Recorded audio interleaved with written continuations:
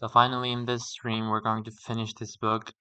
The last stream, and it was yesterday I guess, I was on page 26. And I'm gonna continue up to 203, right?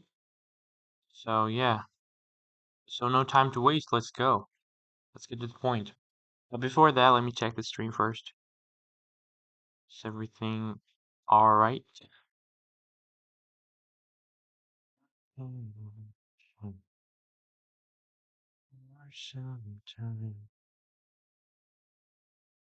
Dude, I started the stream, dog.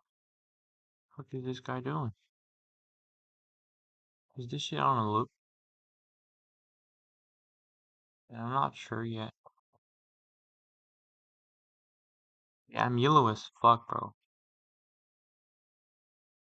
Let me do something before. The hell? I'm not yellow.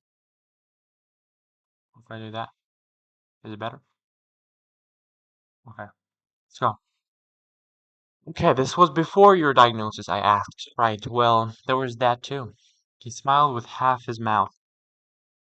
The day of the existentially fraught-free throws was coincidentally, what the hell is this? Also my last day of dual-leggedness. I had a weekend between they scheduled the amputation and when it happened, my own little glimpse of that Isaac is going through. I nodded. I like Augustus Waters. I really, really liked him. I like the way his story ended with someone else. Wait, what? Dude, it's just become worse, bro. It's just become worse.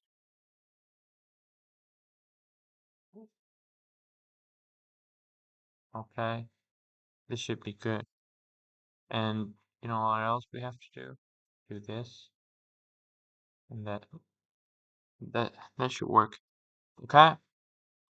Where was I at?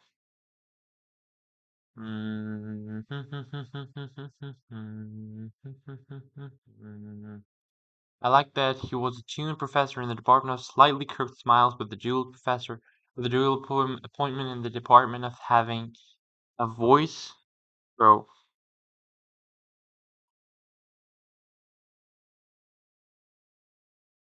okay.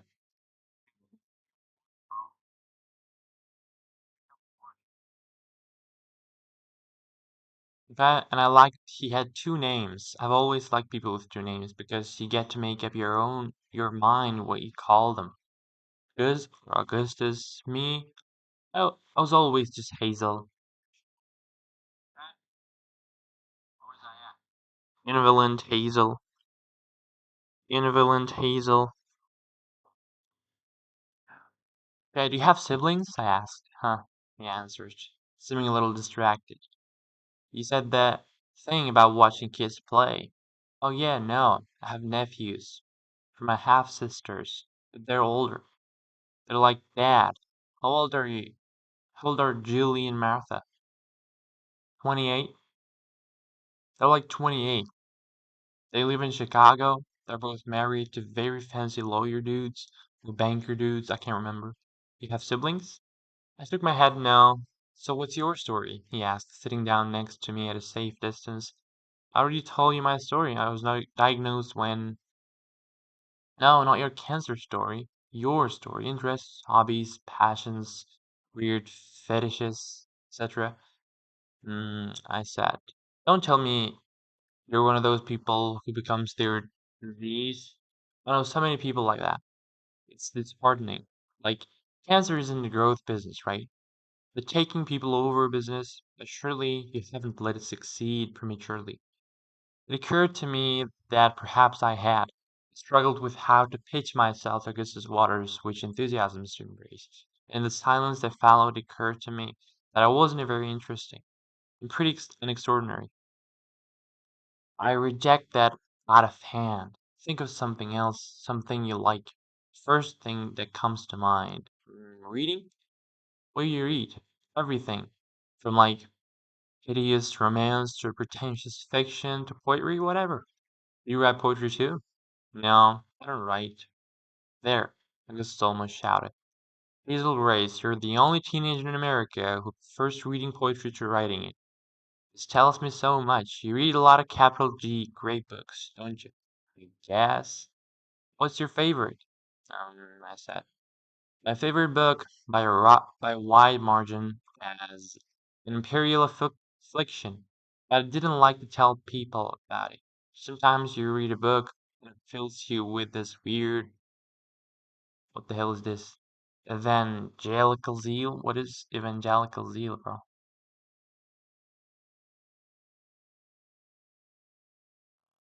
Evangelical zeal. Okay. Evangelical. Evangelical. Okay.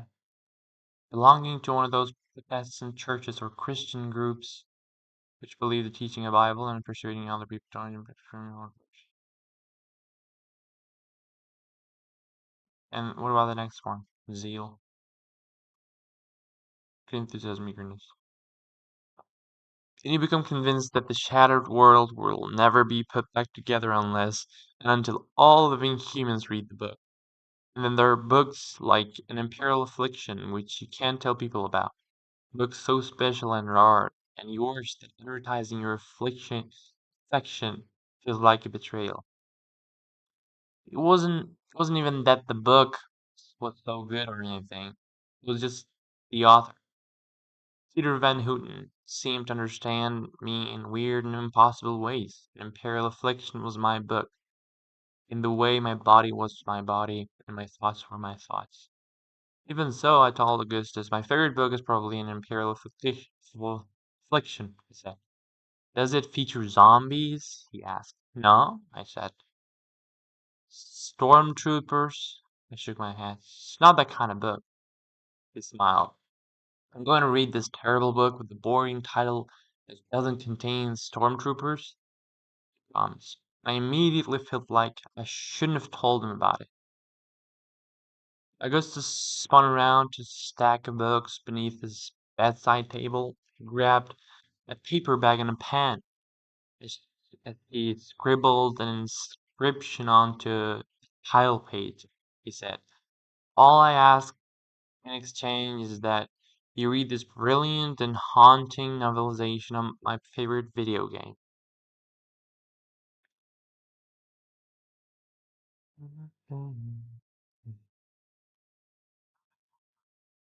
Why am I so white, bro? I'm not really that white. Okay, let me just go back to normal. Yeah, it's alright. I don't care if I'm yellow as fuck. That's like who I am, right? Okay, let's go. Bro, shut the fuck up. Hmm. He held up the book, which was called The Price of Dawn. I laughed and took it. Our hands kind of got muddled together in the book of handoff, and then he was holding my hand. Cold, he said, pressing a finger to my pale wrist. Not cold so much as under-oxygenated, I said. I love it when you talk medical to me, he said. He stood and pulled me up with him. Oh, I didn't let go of my hand until we reached the stars. Oh, what the fuck, stairs. We watched the movie with several inches of couch between us. Bro, come on, lock in, lock in. You're doing great. I did the totally middle schooly thing, wherein I put my hand on the couch about halfway between us to let him know that it was okay to hold it. He didn't try. An hour into the movie, Augusta's parents came in and served us the enchiladas, which we ate on the couch. They were pretty delicious. The movie was about the heroic guy in a mask who died heroically for an Italian appointment. It's pretty badass and very hot and doesn't have anything approaching my puffy, serious face. As the credits rolled, he said, pretty good, huh? Pretty great, I agreed. Although it wasn't really great. It was kind of a boy movie. I don't know why boys expect us to like boy movies. We don't expect them to like girl movies. Should get home. Class in the morning, I said. I sat on the couch for a while as Augustus searched for his keys. His mom sat down next to me and said, I just love this one, don't you? I guess I'd been looking toward the encouragement above the TV, the drawing of an angel, with the caption without pain. How could we know, Joy? This is an old argument in the field of thinking about suffering, and its stupidity and lack of sophistication could be plumbed for centuries for sophists. Oh my god, what kind of book is this, bro? It's just full of yappings. I should have I should have written that like it ends with us or something. Say that the existence of broccoli doesn't in any way affect the taste of chocolate. Yes, I said, a lovely thought. I drove Augustus' car home with Augustus riding shotgun. He played me a couple of songs he liked by a band called The Hectic Glow, and they were good songs. But because I didn't know them already, they were not as good to me as they were to him. I kept glancing over at his leg or the place where his leg had been, trying to imagine what the fake leg looked like. I didn't want to care about it, but I did a little. Probably cared about my oxygen. Illness repulses. I'd learned that a long time ago, and I suspected Augustus had, too. As I pulled up outside of my house, Augustus clicked the radio off. The air thickened. He was probably thinking about kissing me, and I was definitely thinking about kissing him, wondering if I wanted to. I kissed boys. It had been a while. For America. I put the car in park and looked over at him. He really was beautiful. I know boys aren't supposed to be, but he was. Little Grace, he said. My name new and better in his voice. It's been a real pleasure to make your acquaintance. Ditto, Mr. Waters, I said. I felt shy looking at him. I couldn't watch the intensity of his water blue eyes. May I see you again? It's obvious that a guy wrote this book. May I see you again? He asked. There was an endearing nervousness in his voice. He smiled. Sure. Tomorrow? He asked. Princess? Grasshopper? I mean, is that how you read it? Grasshopper? I counseled. You don't want to seem eager. Right. That's why I said tomorrow. He said. I want to see you again tonight, but I'm willing to wait all night much of tomorrow. I rolled my eyes. I'm serious, he said. You don't even know me, I said. I grabbed the book from the center console. How about I call you when I finish this? You don't even have my phone number, he said. I strongly suspect you wrote in the book. She broke out into that goofy smile, and you say we don't know each other? Chapter 3. We on chapter 3, guys. 173 to go. I stayed up pretty late that night reading The Price of Dawn. Spoiler alert, The Price of Dawn is blood.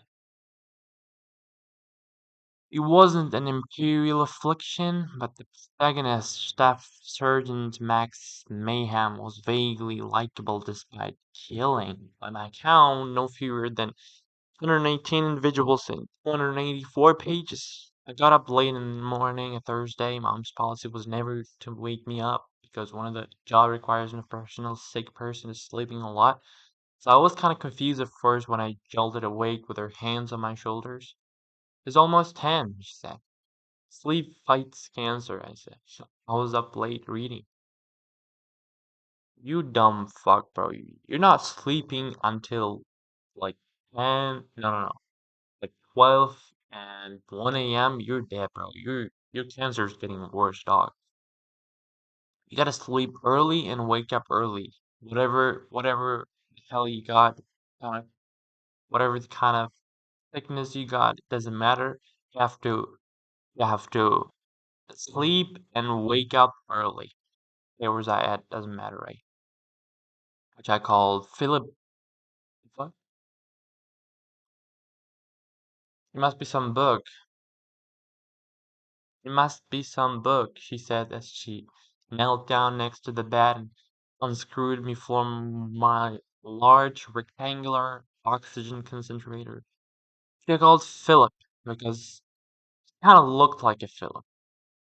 Mom hooked me up to a portable tank and then reminded me that I had class. Did that boy give it to you? She asked out of nowhere.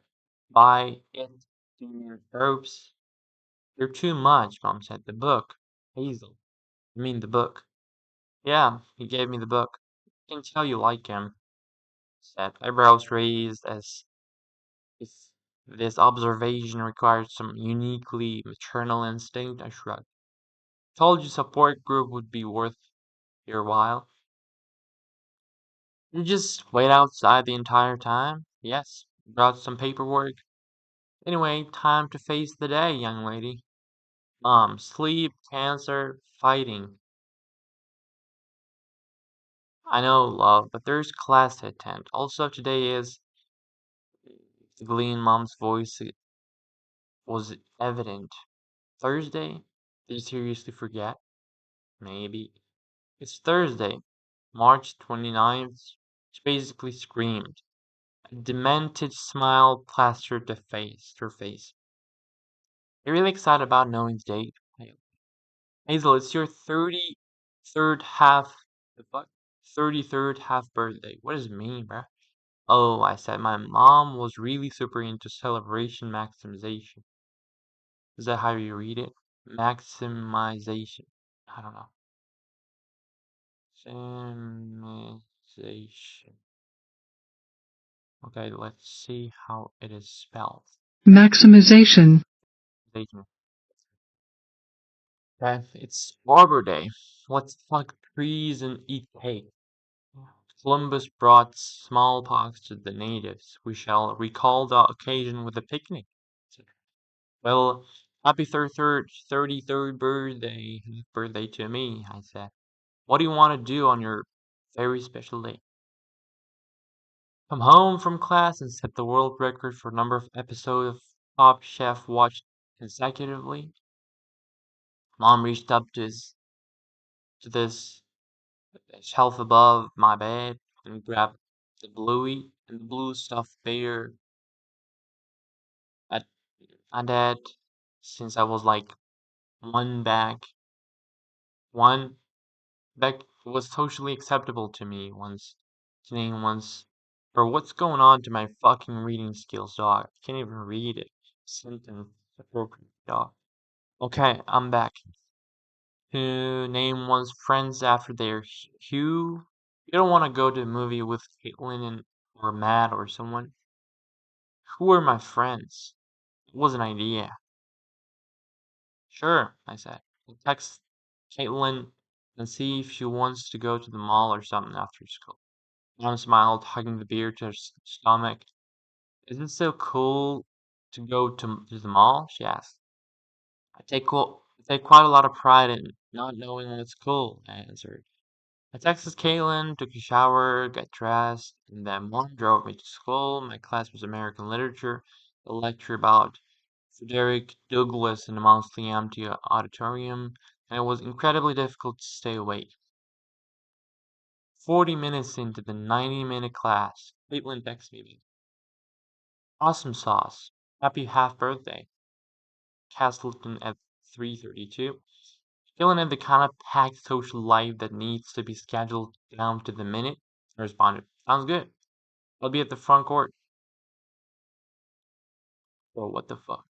Mom drove me directly from school to the bookstore attached to the mall, where I purchased both Midnight Dawns and Requiem for Ma'am, the first two sequels in Price Dawn, and I walked over to the huge food court and bought a Diet Coke. It was $3.21.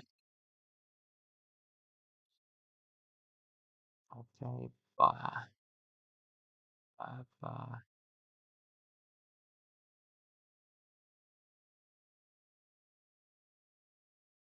What about the chat, bro?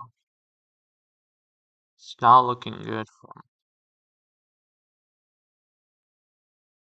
V is for Jedi. Better. Better.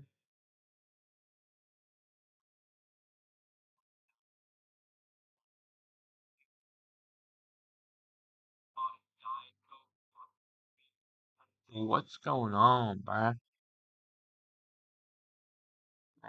Like, it's just so weird right now. Oh, yes.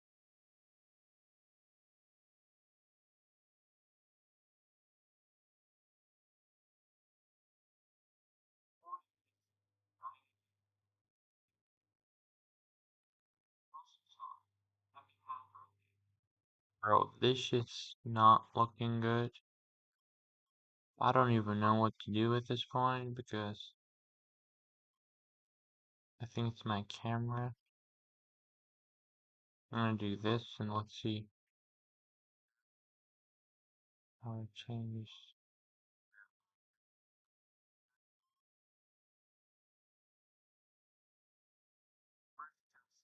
Okay,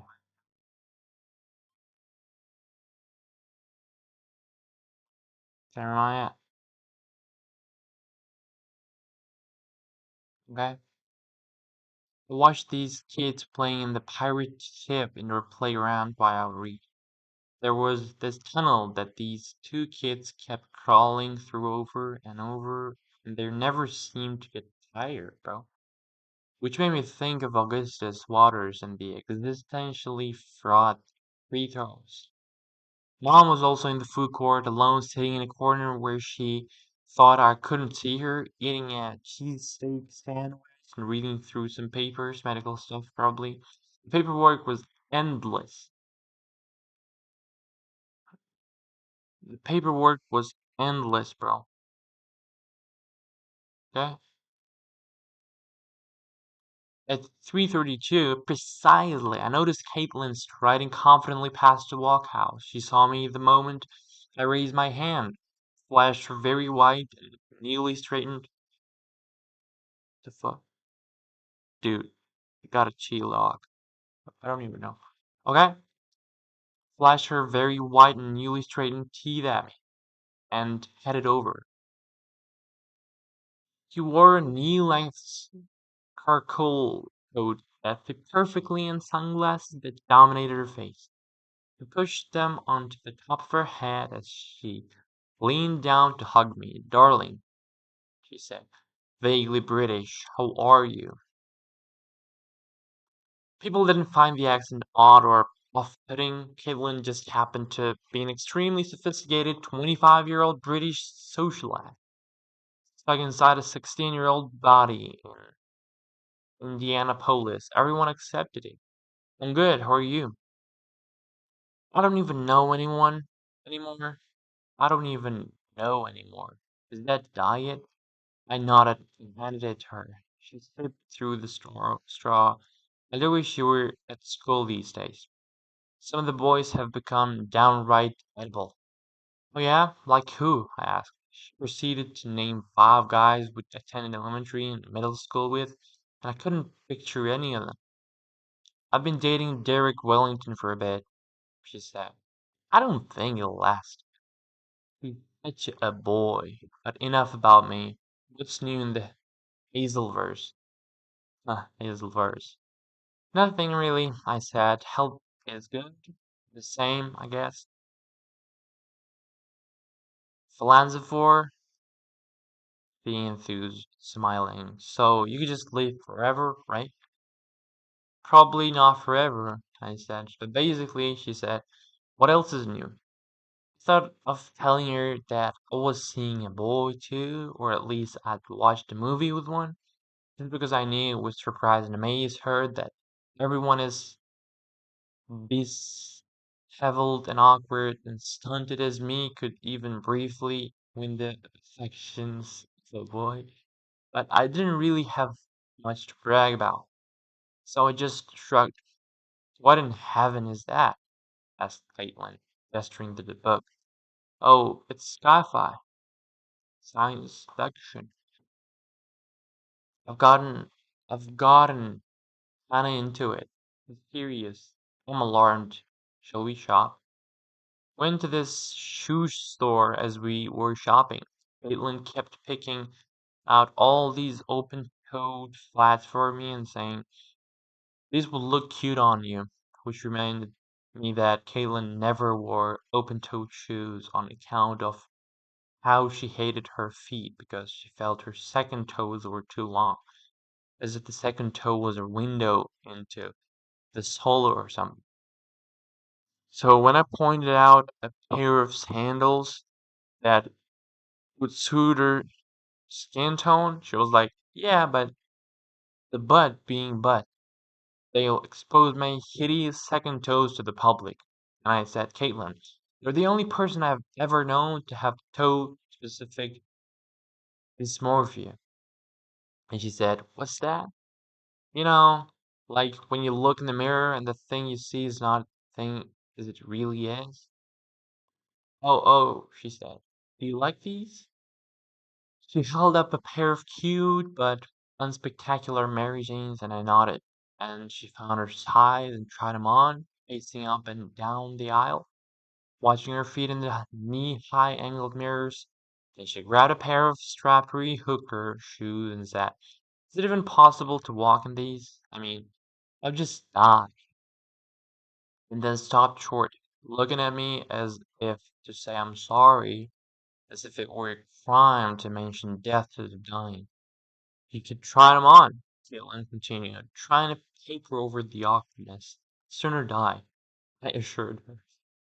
I ended up just picking out some flip-flops so that I could have something to buy, and then I sat down on one of the benches opposite the bank of shoes and watched Caitlin snake her way through the aisles, shopping with the kind of intensity and focus that one usually associates with professional tests. Kinda wanted to take out midnight dawns and read for a while. So, where's the intimidating part of this book, bro? I'm getting tired of this. But I knew that would be rude. So I just watched Caitlin. Occasionally she'd circle back to me collecting some closed toe prey and say, this? And I'll try to make an intelligent comment about the shoe, and then finally she brought 3 pairs and I bought my flip-flops. Then I was really excited, she said, Mr. Apology, I should head home actually, I said. I'm kinda tired. Sure, of course, she said. I have to see you more often, darling. She placed her hands on my shoulders, kissed me on both cheeks, and marched off, her narrow hips swishing. I didn't go home, though. I called my mom to pick me up at 6. In a while, I figured out she was either in the mall or in the parking lot. I still wanted the next 2 hours to myself. I liked my mom, but her perpetual nearness sometimes made me feel weirdly nervous. But I liked Caitlin too. I really did. 3 years removed from proper full-time school exposure to my peers, felt certain unbridgeable distance between us. I think my school friends wanted to help me through my cancer, but they eventually found out that they couldn't. For one thing, there was no through. I excused myself on the grounds of pain and fatigue, as I often had over the years when seeing Caitlin or any of my other friends. In truth, it always hurt. It always hurt not to breathe like a normal person, incessantly reminding your lungs to be lungs, forcing yourself to accept as insolvable the clawing, scraping inside out ache or oxygenation. So I wasn't lying. Exactly. They're just choosing among truths. Yeah, I've been reading for fucking an hour, bro, and I'm on page 34. What kind of dull ass book is this, dog? Oh my god. My progress is 8 pages. I don't think I can do this, bro. What the fuck? I've been reading for half an hour now.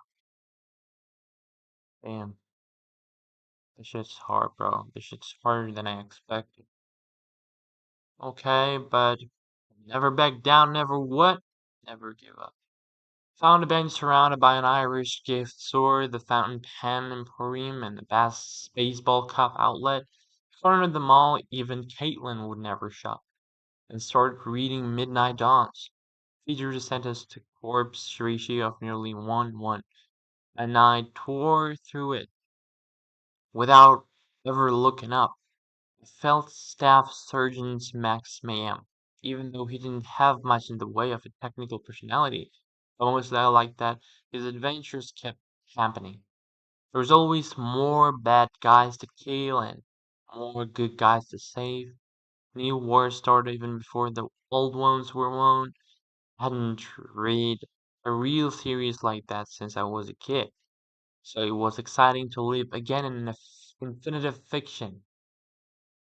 20 pages from the end of Midnight Dawns. Things started to look pretty bleak for Mayhem when he was shot 17 times while attempting to rescue a blonde American hostage from the enemy. So we all know the purpose of that rescue. But as a reader, I didn't despair. What is despair? Despair?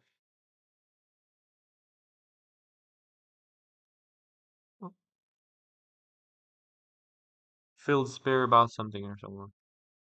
The feeling that there is no hope, that you can do nothing to improve. Okay. The war effort would go on without him. There could, and would, be sequels starring his cohorts, Specialist Manny Loca and Private Jasper Jackson and the rest. I was just about to end when this little girl with inverted braids appeared in front of me and said, "What's in your nose?" And I said, it's called a cannula. These tubes give me oxygen, help me breathe. Her mother swooped in and said, "Jackie," disapprovingly. But I said, "No, no, it's okay." Because it totally was. And then Jackie asked, "Would they help me breathe too?" "I don't know. Let's try." Took it off and let Jackie stick the cannula in her nose and breathe. "Tickles," she said. "I know, right?" "I think I'm breathing better," she said. "Yeah? Yeah." "Well," I said, "I wish I could give you my cannula, but I kinda really need that help." I really felt lost. I focused on my breathing as Jackie handed the tubes back to me. I gave them a quick swipe with my t-shirt, laced the tubals behind my ears, and put the nubbins back in place. "Thanks for letting me try it, bro," she said. "No problem, Jackie," her mother said again. This time I let her go. I returned to the book, where Staff Sergeant Max Mayhem was regretting that he had but one life to give to this country. I kept thinking about that little kid and how much I liked her. What kid? The other thing about Caitlin, I guess, was I could never again feel natural to talk to her. Any attempts to feign normal social interactions were just depressing just because it was so glaringly obvious that everyone I spoke to for the rest of my life would feel awkward and self-conscious around me. Except maybe kids like Jackie who just didn't know any better. Anyway, I really did like being alone. I liked being alone with poor Staff Sergeant Max Mayhem. Oh. Come on, he's not going to survive these 17 bullet wounds, is he? Spoiler alert, he lives. He lives, he lives. Chapter 4! And that means 20 more chapters to go, bro. 20 more chapters. And how many pages? Let me see. 36. 167. Okay, not that bad. I can finish it. Oh my god, but it's just weird. It's been 35 minutes, for real. It's been 35 minutes. Okay.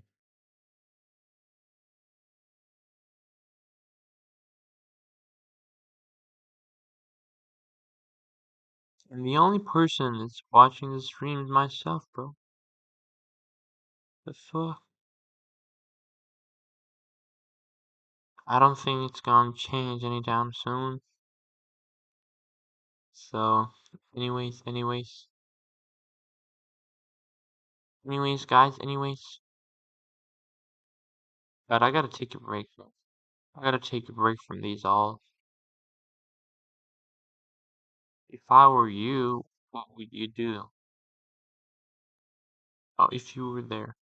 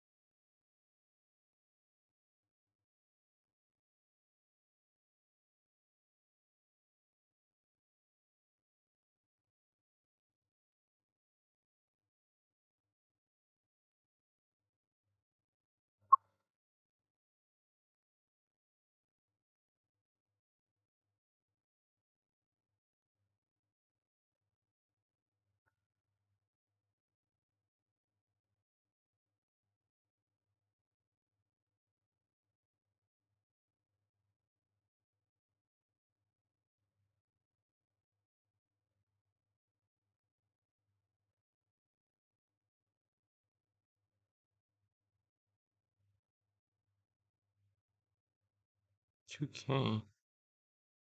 Instagram, okay. Instagram followers. How many Instagram followers do you got, bro? Fuck.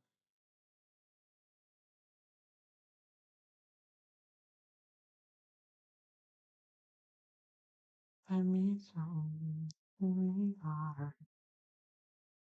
Me was not resting me water.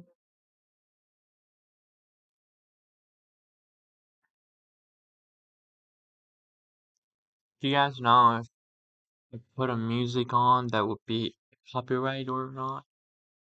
Let's try. Let's try. Let's try this one. I like the way you kiss me.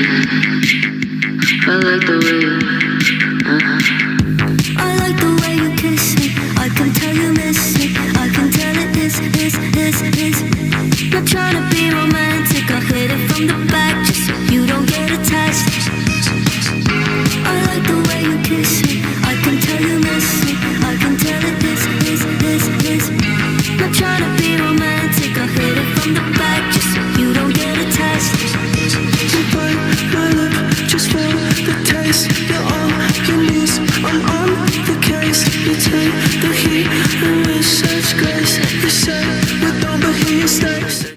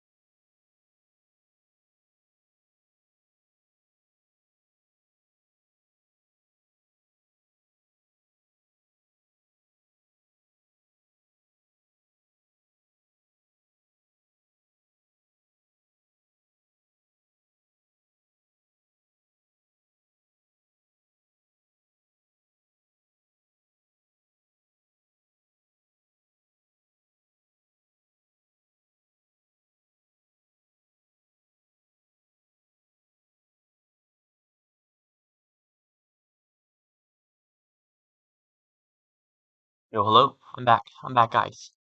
Now let's start this freaking book. Oh, chapter 4. I went to bed a little early that night. Oh, I went to bed, okay? I went to bed a little early that night, changing into my boy boxers and a t-shirt before crawling under the covers of my bed, which was queen size and pillow topped and one of my favorite places in the world. Yeah, same.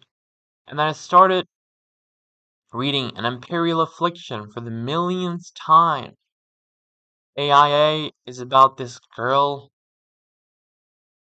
An Imperial Affliction, right? Is about this girl named Anna who narrates the story, and her one-eyed mom, who's a professional gardener, obsessed with tulips, and they have a normal middle class life in a little central California town until Anna gets this rare blood cancer.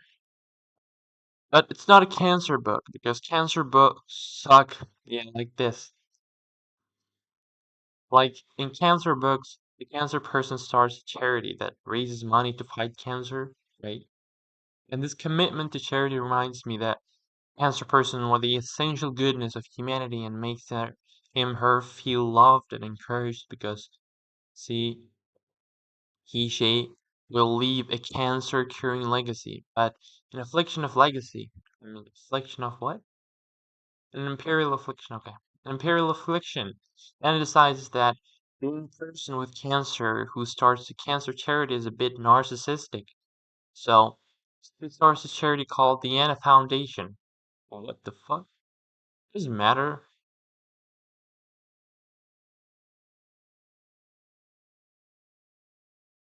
For people with cancer who want to cure cholera. Also, Anna is honest about all of it in a way no one else really is. Throughout the book, she refers to herself as the side effect, which is just totally correct. Cancer kits are essentially side effects of their relentless mutation that made the diversity of life on Earth possible.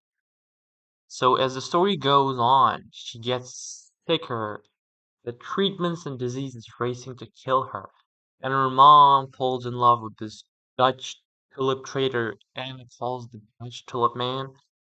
The Dutch tulip man has lots of money and very eccentric ideas about how to treat cancer. And Anna thinks this guy might be a con man and possibly not even Dutch. And then, as the possibly Dutch guy and her mom are about to get married, and Anna is about to start this crazy new treatment regimen involving wheatgrass and low dose of arsenic. The book ends right in the middle of a fucking. I know it's a very literally decision, and everything, and probably part of the reason I love the book so much. There's something to recommend a story that ends. And if it can't re-end, then it should at least continue into perpetuity. Like the adventures of Steph, Sacred Max Mam's Platoon. So what is this book, dog? I still I'm lost in this kind of bro series of stories, bro. I don't even know what the point of this book is.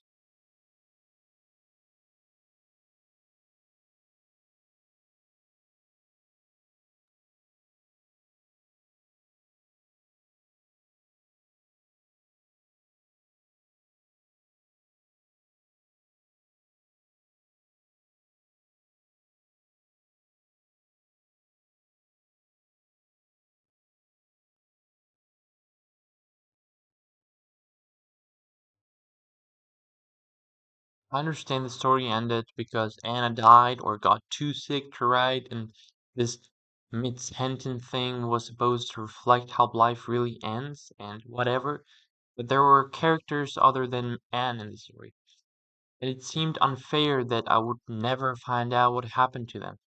I'd written, here this publisher, a dozen of letters to Peter Van Houten, each asking for some answers about what happens after the end of the story. whether the Dutch tulip man is a con man, whether Anna's mother ends up married to him, and what happens to Anna's stupid hamster, which her mom hates, whether Anna's friends graduate from high school, all that stuff, but he'd never responded to any of my letters. AIA was the only book Peter Van Houten had written, and all anyone seemed to know about him was that after the book came out, he moved from the United States to the Netherlands and became kind of reclusive. I imagined that he was working on a sequel set in the Netherlands. Maybe Anna's mom and the Dutch tulip man end up moving there and trying to start a new life. It had been 10 years since an Imperial Affliction came out, and Van Houten had published so much as a blog post that I couldn't wait forever. As I reread that night, I kept getting distracted imagining Augustus Waters reading the same words. I wondered if he'd be like, or, or, oh my god, I wondered if he'd like it, or if he'd miss it as pretentious. Then I remembered my promise to call him after the reading The Price of Dawn, so I found his number in his title page and texted him. Price of Dawn review. Too many bodies, not enough adjectives. How's AIA? He replied a minute. As I recall, promised to call when he finished the book, not text. So I called. Hazel Grace, he said upon picking up. So have you read it? Have you read it? Have you read it? Yeah. Well, I haven't finished it. 651 pages long. And I've had 24 hours. How far are you? 453. So this little girl finished 451 pages in 24 fucking hours with sleeping like fucking 10 hours, bro. Why can you finish this fucking ass 200-page book? Are you actually that lazy as fuck? Okay. And I will withhold judgment until I finish. However, I'll say that I'm feeling a bit embarrassed to have given you the price of dawn. Don't be. I'm already on Raccoon for Mayhem. Raccoon for Mayhem? Well, bro, bro, let me check something, alright? Don't try to be romantic. I'm not trying to be romantic, bro. Shut the fuck up.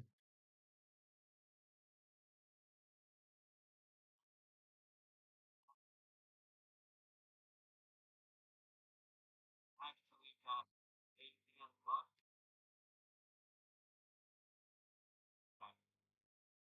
And I will withhold judgment until I finish. However, I'll say that I'm a bit embarrassed giving you the price of dawn. Don't be. I'm already on Raccoon for Mayhem. Raccoon for Mayhem? Well, okay. Everything's alright.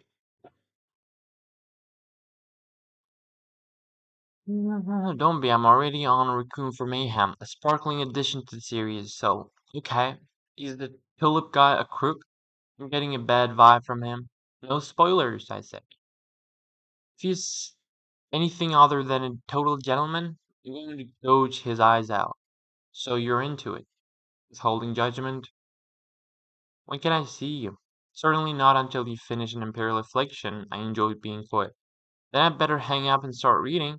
You better, I said. And the line clicked dead without another word. Flirting was new to me, but I liked it. Next morning, at 20th Century American Poetry at MCC, this old woman gave a lecture wherein she managed to talk for 90 minutes. For 90 minutes about saliva? What the fuck? Sylvia Plath, without ever once quoting a single word of Sylvia Plath. When I got out of class, Mom was idling at the curb in front of the building. Did you just wait here the entire time? I asked as she hurried around, helped me haul my cart and tank into the car. No, I picked up the dry cleaning and went to the post office, and then a book to read, she said. And I'm the only who needs to get a life. I smiled and she tried to smile back, but there was something clumsy in it. For a second, wanna go to a movie? I said, wanna go to a movie? Sure. Anything you've been wanting to see? Let's just do the thing where we go and see whatever starts next. She closed the door for me and walked around to the driver's side. We drove over to the Castleton Theater and watched a 3D movie about talking Goebbels. It was kind of funny, actually. When I got out of the movie, I had 4 text messages from Gustus. Tell me my copy is missing, the last 20 pages or something. Hazel Grace, tell me I have not reached the end of this book. Oh my god, did they get married? Oh my god, what is this? Bro, this is so lame, actually. Dumb. I guess Anna died, so it just ends. Fool! Call me when you call me when you can. Well, all's okay. So when I got home, I went out in the backyard and sat down on this rusting lettuce patio chair and called him. It was a cloudy day. Typical Indiana. Indiana is the state, right? The kind of weather that boxes you in. Our little backyard was dominated by my childhood swing set, which was looking pretty waterlogged and pathetic. Augustus picked up on the third ring. Hazel Grace, he said. Why do you keep saying the full name, you nerdy ass little skinny kid? Say her first name. Hazel. Her name is fucking Hazel, bro. So welcome to the sweet torture of reading Imperial. I stopped when I heard violent sobbing on the other end of the line. Are you okay? I asked. I'm grand, Augustus answered. However, with Isaac, there seems to be compensating, more wailing, like the death cries of some injured animal. Gas turned his attention to Isaac. Dude, dude, the support group Hazel make this better or worse? Isaac, focus on me. After a minute, Gus said to me, can you meet us at my house in, say, 20 minutes? Sure, I said and hang up. Hung up. That's hung up, right? If you could drive in a straight line, it would only take like 5 minutes to get from my house to Augustus' house. Wow, you guys are neighbors, bro, what the fuck? And you have known him? But you can't drive in a straight line because Holiday Park is between us. Even though it was a geographic inconvenience, I really liked Holiday Park. When I was a little kid, I would wait in the white driver with my dad, and there was always this great moment when he would throw me in the air, just toss me away from him. And I would reach out my arms as I flew, and he would reach. Bro, what is going on? I'm tripping. Reach out his arms, and then we'd both see that our arms were not going to touch, and no one was going to catch me. It would kind of scare the shit out of the both of us in the best possible way. And then I would legs failingly hit the water and then come up for uninjured. And the current would bring me back to him as I said, again, Daddy, again. Daddy, not Daddy, Daddy. Pulled into the driveway right next to an old black Toyota sedan I figured was Isaac's car. Starting the tank behind me, walked up to the door. I knocked. Gus's dad answered. It's Hazel, he said. Nice to see you. Augustus said I could come over. Yeah, he and Isaac are in the basement. At which point there was a wail from the below. That would be Isaac, Gus's dad said, and shook his head slowly. Cindy had to go for a drive. The sound. He said, drifting off. Anyway, I guess you're wanted downstairs. Can I carry your, tank? He asked. No, I'm good. Thanks, though, Mr. Waters. Mark, he said. Bro, like this American guys are always tripping in with their names. They're not good with names, bro. Oh my god.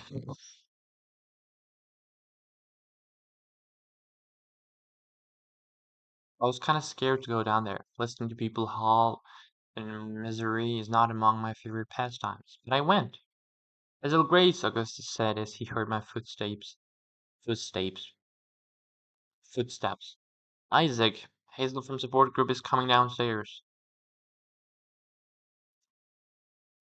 Hazel, a gentle reminder. Isaac is in the midst of a psychotic episode. Augustus and Isaac were sitting on the floor in gaming chairs shaped like lazy elves, staring up at a gargantuan television. The screen was split between Isaac's point of view on the left and Augustus on the right. They were soldiers fighting in a bombed-out modern city. I recognized the place from the Price of Dawn as I approached. I saw nothing unusual, just two guys sitting in the light wash of a huge television pretending to kill people. If I don't read this fast, bro, I'm getting tired, bro. I'm feeling sleepy and fuck. Only when I got parallel to them did I see Isaac's face. Tears streamed down his reddened cheeks in continual flow. His face a taut mask of pain. He stared at the screen, not even glancing at me. He howled, all the while pounding away at his controller. How are you, Hazel? Asked Augustus. I'm okay, I said. Isaac? No response. Not even the slightest hint that he was aware of my existence. Just the tears flowing down his face onto his black t-shirt. Augustus glanced away from the screen ever so briefly. You look nice, he said. I was wearing this just past the knees dress I'd had forever. Girls think they're only allowed to wear dresses on formal occasions, but I like a woman who says, I'm going over, I'm going over to see a boy who's having a nervous breakdown. The boy whose connection to the sense of sight, self, penis, and gosh dang it, I'm going to wear a dress for him. And yet, I said, Isaac won so much as glance over at me. Too in love with Monica, I suppose, which resulted in a catastrophic sob, bit of a touchy suspect, Professor explains. Isaac, I don't know about you, but I have the vague sense that we're being outflanked. And then back to me, Isaac and Monica are no longer going concerned.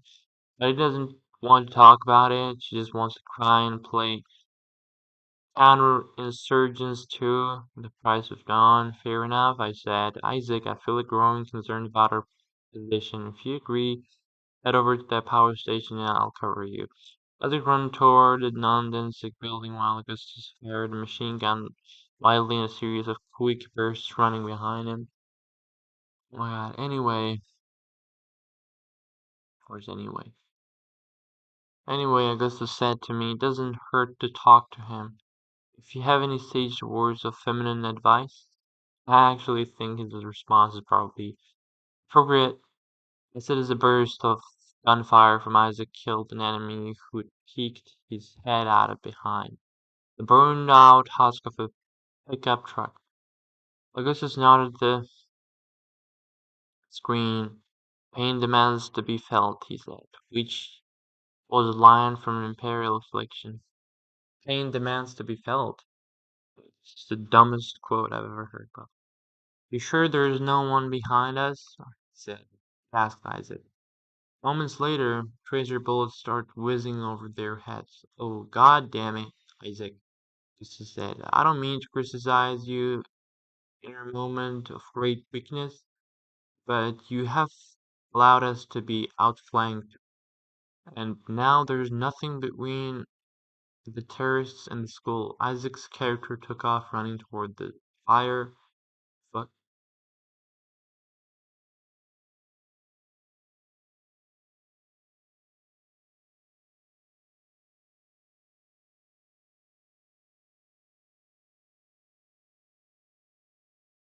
Toward the fire, zigging and zagging down a narrow alleyway. You could go over the bridge and circle back, I said. A tactic I knew about thanks to the price of dawn. Augustus said, sadly, the bridge is already under insurgent control due to questionable scrutinized by my Berev cohort. Or what's this nigga talking about, dog? Oh my god, me, Isaac said, his voice breathing. You're the one who suggested we hole up in the freaking power station. Gas turned away from the screen for a second and flashed his crooked smile at Isaac. I knew you could talk, buddy, he said. Now let's go save some fictional school children. Together they ran down the hallway, firing and hiding at the right moments until they reached this uh one-story single-room schoolhouse.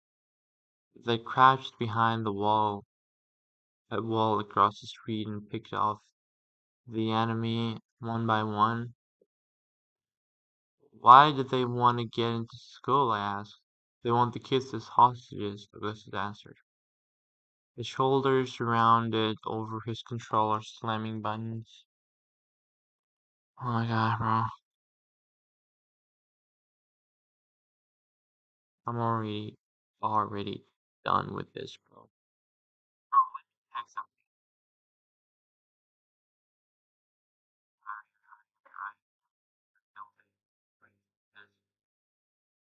Oh, wish this one story compound. They crashed behind a wall across the hill. Bro, I'm fucking up the quality, bro. I can't even do that shit no more. Doesn't matter, right? 12:54.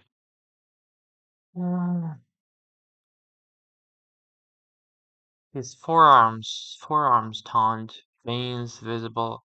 Isaac leaned toward the screen, the controller dancing in his thin-fingered hands. Get it, get it, get it, Augustus said. The waves of terrorists continued, and they mowed down everyone.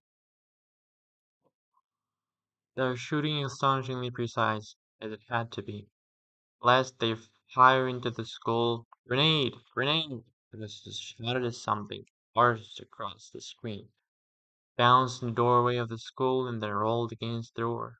Isaac dropped his controller in disappointment. The bastards can take hostages. Just kill them and claim we did it. Cover me. Cover me, cover me, cover me.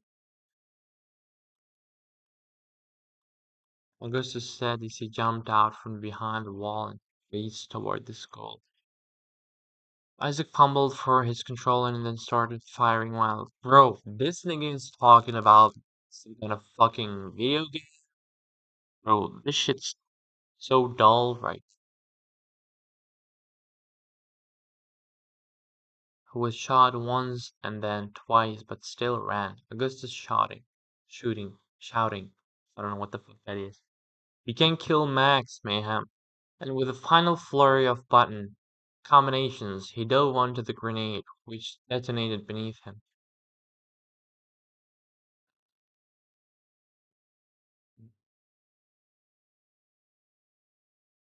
Have you ever heard about that therapy where you just smile for no fucking reason, but you just feel good?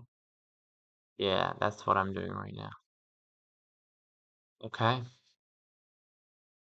You can kill Max Mayhem, and with a final flurry of button combinations, he dove onto the grenade, which detonated beneath him. Yes. Bro, you don't fucking detonate a grenade, bro.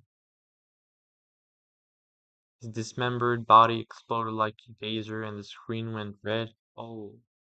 Throaty voice said, Mission failure. Mission failure. But Augustus seemed to think otherwise. He smiled at his remnants on the screen. He reached onto his pocket, pulled out a cigarette, and held it between his teeth. Save the kids, he said. Temporarily, I pointed out. All salvation is temporarily. Augustus shot back. Bought them a minute. Maybe that's the minute that buys them an hour, which is the hour that buys them a year. No one's gonna buy them forever. Hazel Grace, all my life bought them a minute, but that's nothing. Wow, okay, I said. We're just talking about pixels. He shrugged, as if he believed the game might be really real.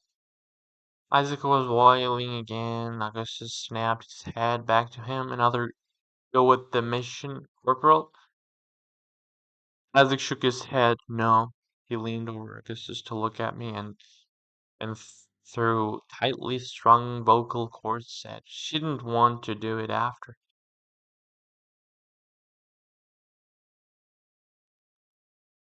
What? No. I mean, what the fuck? What? She didn't want to dump a blind guy, I said. He nodded. The tears, not like tears so much as a quiet metronome, steady, endless. She said she couldn't handle it, he told me. I'm about to lose my eyesight and she can't handle it? And she can handle it? I was thinking about the word handle, and all the unholdable things that get handled. I'm sorry, I said. He wiped his sopping face with a sleeve. Behind his glasses, Isaac's eyes so seemed to be so big that everything else on his face had disappeared, and it was just these disembodied floating eyes staring at me. One real, one glass. Bro, why are you doing that surgery if you got at least like one eye that's like healthy? I got that question right now, bro. Answer. It's unacceptable, he told me. It's totally unacceptable. Well, to be fair, I said, I mean, she probably can't handle it. Neither can you, but she doesn't have to handle it. And you do. Kept saying always to her today. Always, always, always. And she just kept talking over me and not saying it back. It was like I was already gone, you know? Always was a promise. How can you just break the promise? You just can't, bro. It's real life, bro. It's like an adult life. Sometimes people don't understand the promises they're making when they make them. Isaac shot me a look. Right? Of course. But you keep the promise anyway.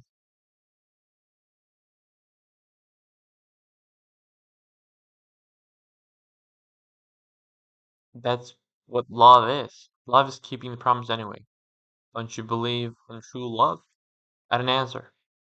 I didn't have an answer, but I thought if true love did exist, that was a pretty good definition of it. Well, I believe in true love, Isaac said, and I love her. And she promised. She promised me always. He stood and took a step toward me, and I pushed myself up, thinking he wanted a hug or something. But then he just spun around like he couldn't remember why he'd stood up in the first place. And then Augustus and I both saw this rage settle into his face. Isaac, Augustus said. What? You look a little, pardon the double entrant, my friend. There's something a little worrisome in your eyes. Worrisome, you dumb fuck, he's losing his eyes. Suddenly, Isaac started kicking the crap out of this gaming chair. What the fuck? It's not even yours. Why the fuck would you do that? Which some somersaulted the back toward Gus's bed. Here we go, said Augustus. Isaac chased after the chair and kicked it again. Yes, Augustus said. Get it. Kick the shit out of that chair. Isaac kicked the chair again until it bounced against Gus's bed. And then he grabbed one of those pillows and started slamming it against the wall between the bed and the trophy shelf above. Augustus looked over me, cigarette still in his mouth, and half smiled. Can't stop thinking about that book. I know, right? He never said what happens to the other characters. No, I told him. Isaac was still throttling the wall with the pillow. He moved to Amsterdam, which makes me think maybe he's writing a sequel featuring the Dutch Tulip Man. But it wasn't published anything. He hasn't published anything. I mean, bruh, like, What page am I on? 44? Oh my god.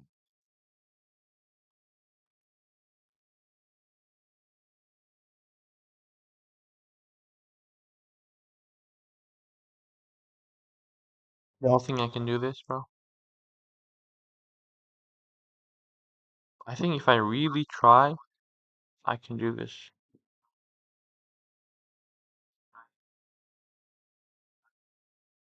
But like, we'll see. Bro, why is it not zooming in?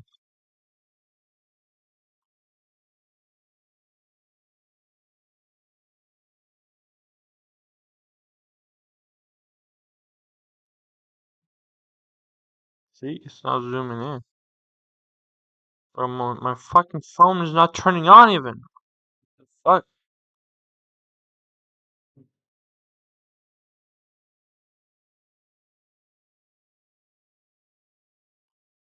See? The fuck this shit, bro.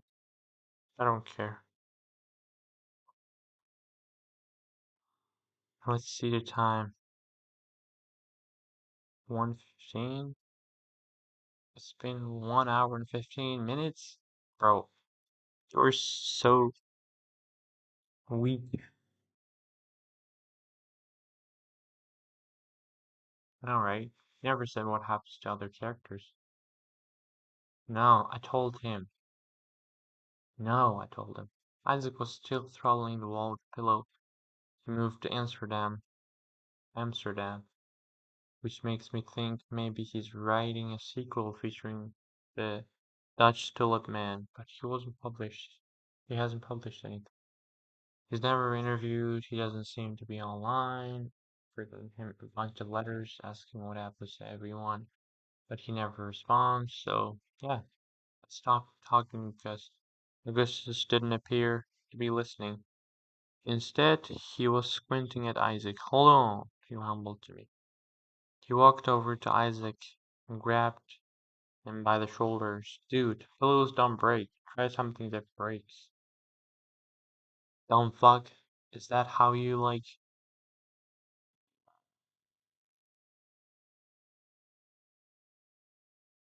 Isaac reached for a basketball trophy. What the fuck? Chill out, bro. Chill out. From the shelf above the bed and that held it over his head as if waiting for permission. Yes, Mr. said. Yes.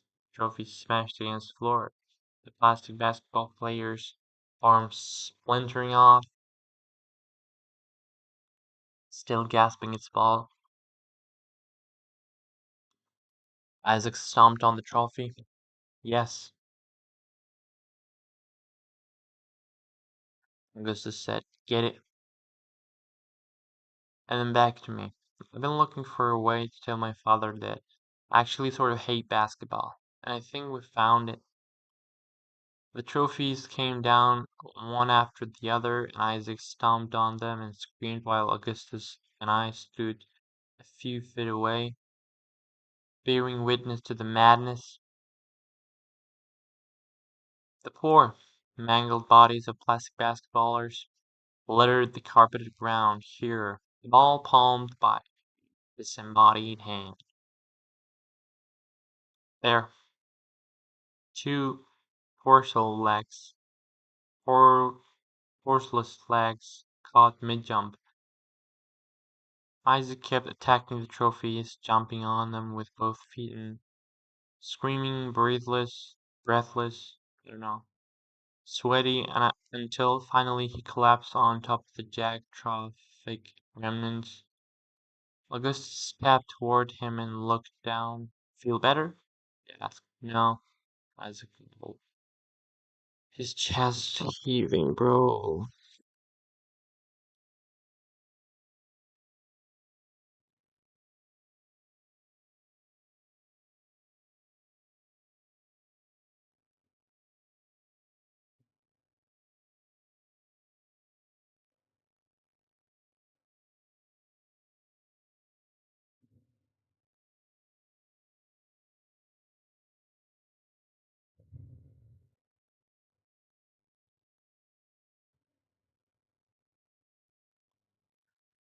What the fuck?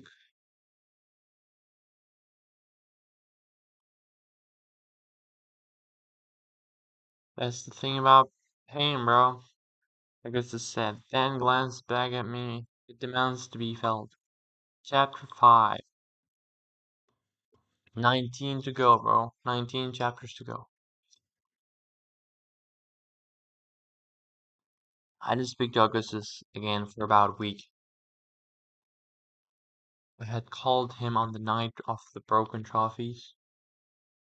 So for tradition it was his turn to call. But he didn't.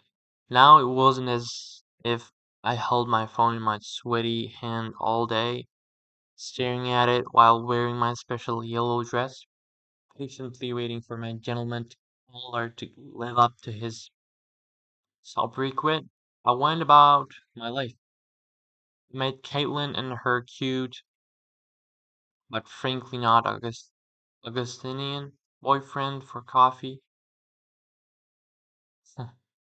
One afternoon, I ingested my recommended daily allowance of Philanzifor. Philanzifor. I attended classes 3 mornings that week at MCC, and every night I sat down to dinner with my mom and dad. Sunday night, we had pizza with green peppers and broccoli. We were seated around our little circular table in the kitchen when my phone started singing. But I was not allowed to check it because we have a strict no phones during dinner rule. So I did. Fuck.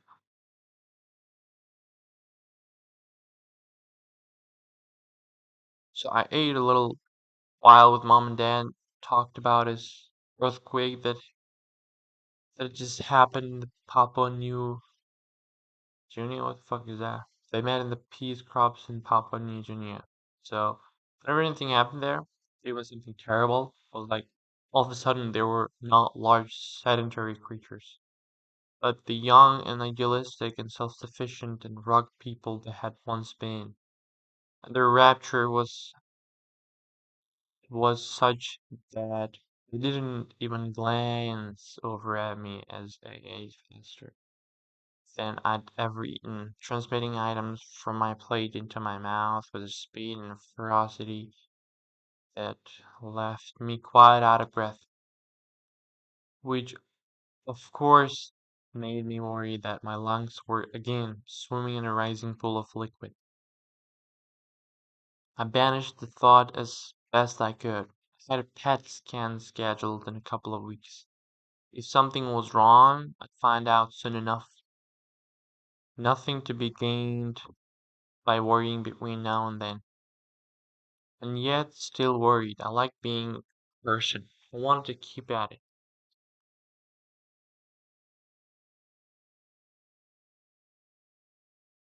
Okay, for the next half an hour, I'm going to read without. I'm not going to read out loud, bro. Because I'm so tired from talking, bro. So, yeah.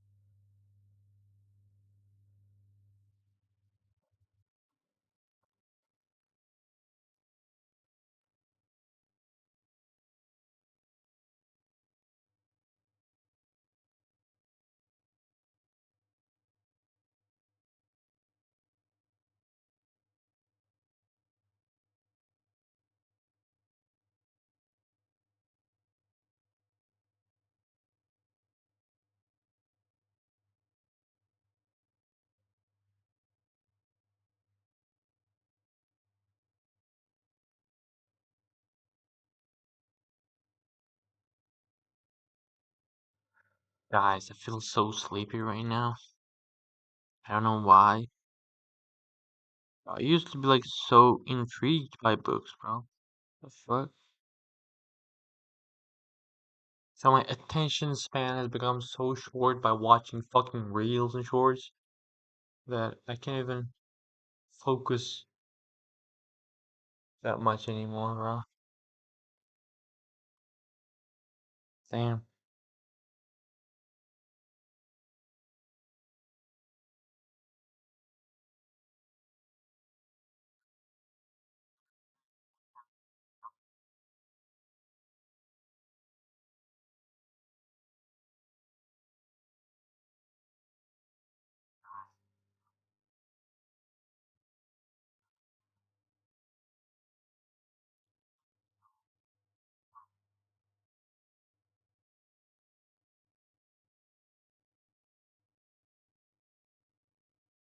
What do y'all think of that?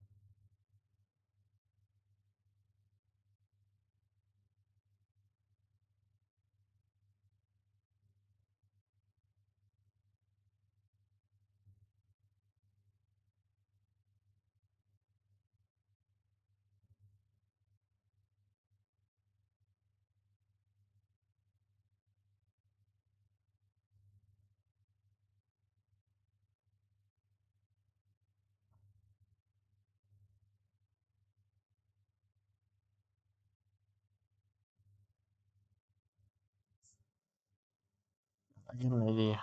What if we got a little break and listen to some kind of music or something? That would be awesome, right? Am I right? What?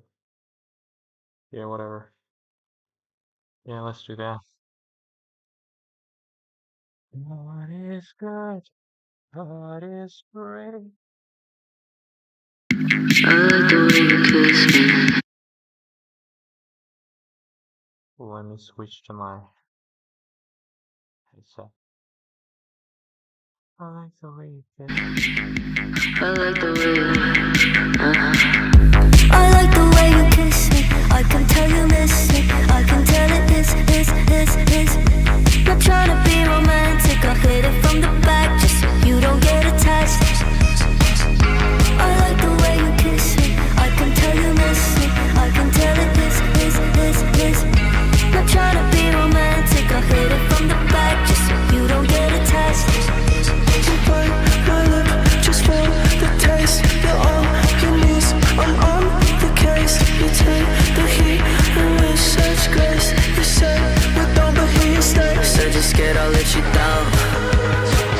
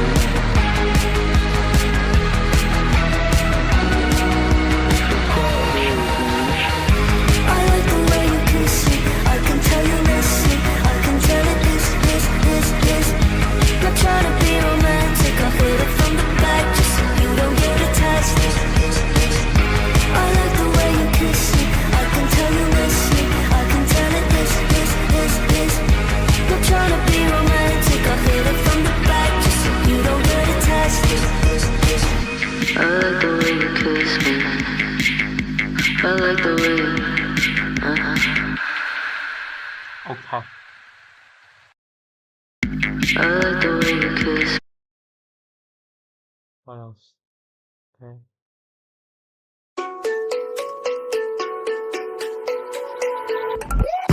He said, are you serious? I try, but I can't figure out. I've been next to you all night and still don't know what you're about.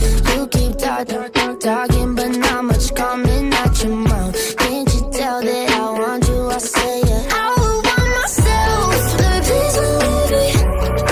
I'll put you through hell, just know me, yeah. So sure of yourself, baby, don't get greedy. That shit won't end well,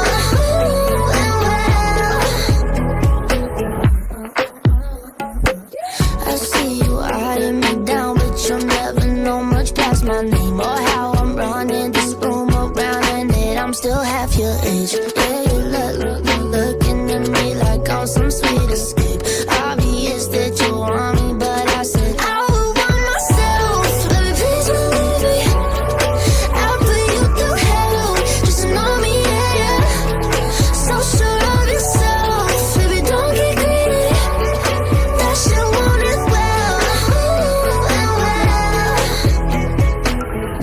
He said, I'm just curious, is this for real or just an act? Can't tell if you love or hate me. Never met someone like that. Got me so crazy, did you know you got that effect? I said, let me check, yeah. I would want myself, baby, please believe me. I'll put you through hell, just know me, yeah. So sure of yourself, baby, don't get greedy. That shit won't end well.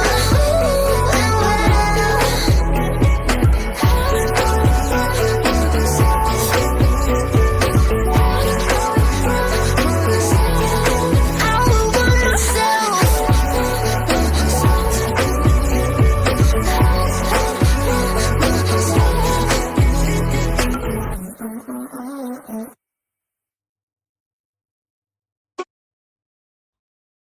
Okay, what else we got?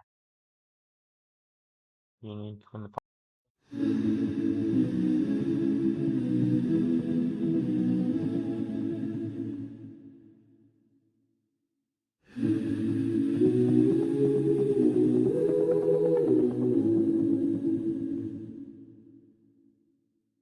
Don't you know I'm no good for you? I've learned to lose, you can't afford to. Tore my shirt to stop you bleeding, but nothing ever stops you leaving. Quiet when I'm coming home and I'm on my own. I could lie, say I like it like that, like it like that. I could lie, say I like it like that, like it like that.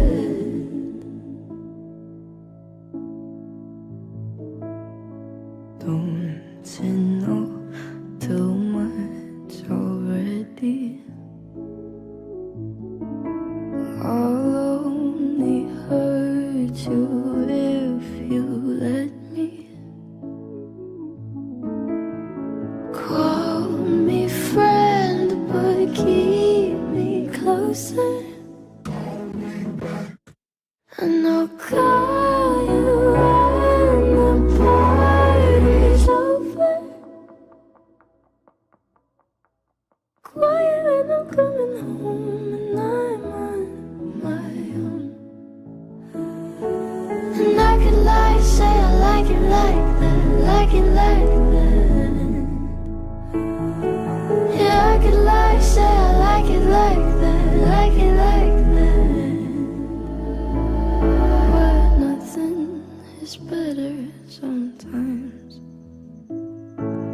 Once we've both said our goodbyes, let's just let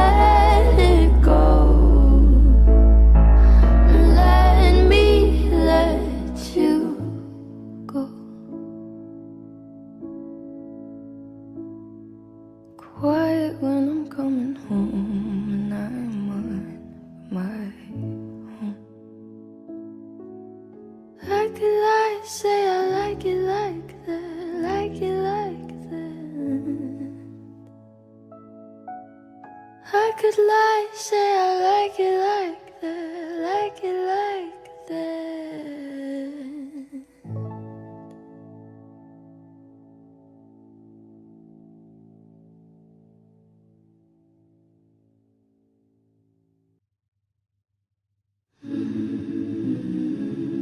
Alright then. Okay, one more, okay?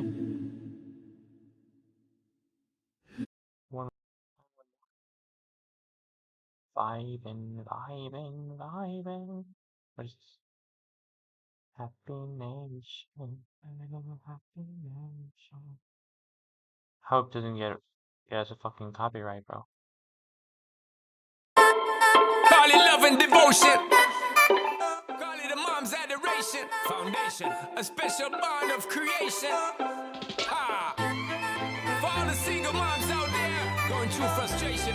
Clean bandit, China ball, and Marie's thing made them air. She works the nights by the water. She's gone astray, so far away from her father's daughter. She just wants her life for a baby.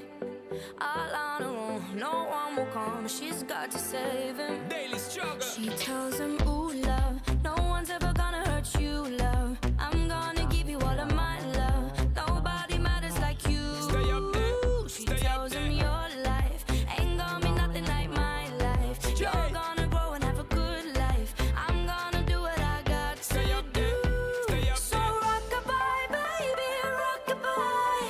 I'm gonna rock you, rock-a-bye, baby, don't you cry. Somebody's got you, rock-a-bye, baby, rock-a-bye.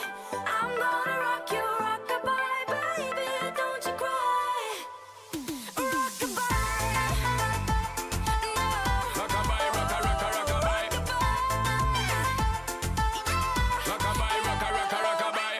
Single mom, what you doing Bro, how out do we there? get out of this? Facing the hard life without no fear. Just see and know that you really care. Cause any obstacle come, you well prepare. And no, mama, you never shed tear. Cause you have to set things year after year. And you give the youth love beyond compare. You find the school fee and the bus fare. Already pops disappear. In a wrong bar, can't find him nowhere. Steadily your workflow, everything you know, so you're not stop. No time for your dear. Now she got a 6-year-old, trying to keep him warm, trying to keep out the cold. When he looks in her eyes, he don't know he is safe when she says, ooh, love, no one's ever gonna hurt you, love. I'm gonna give you all of my love. Nobody matters like you. So rock-a-bye, baby, rock-a-bye. I'm gonna rock you, rock-a-bye, baby, don't you cry. Somebody's Wait. got you, rock-a-bye.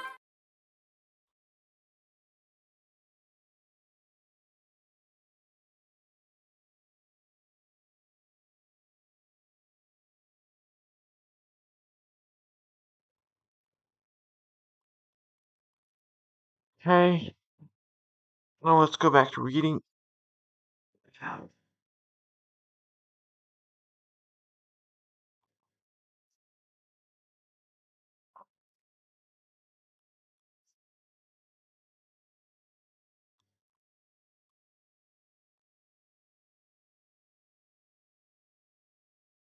Yes, with his teeth gritted, no doubt.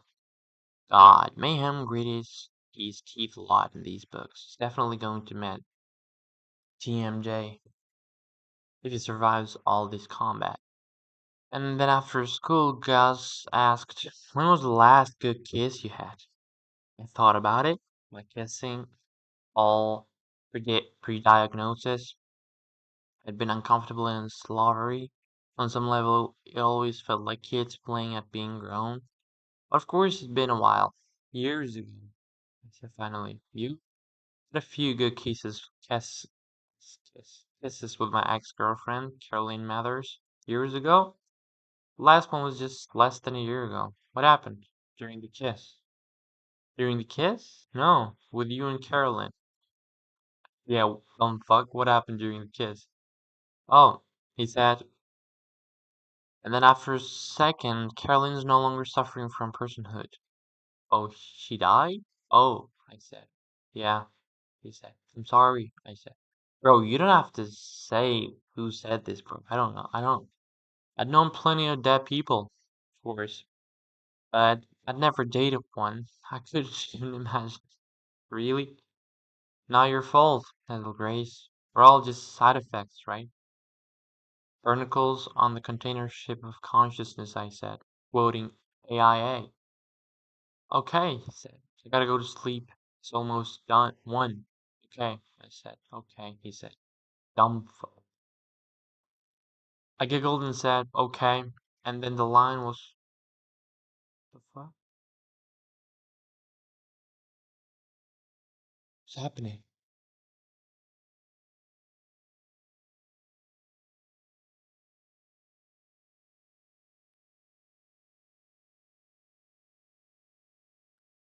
And the line was quiet, but not dead. I almost felt like he was there in my room with me. But in a way, it was better. Like, I was not in my room, and he was not in his, but instead we were together in some invisible and tennis third space that could only be visited on the phone. Okay, he said after forever. Maybe okay will be or always.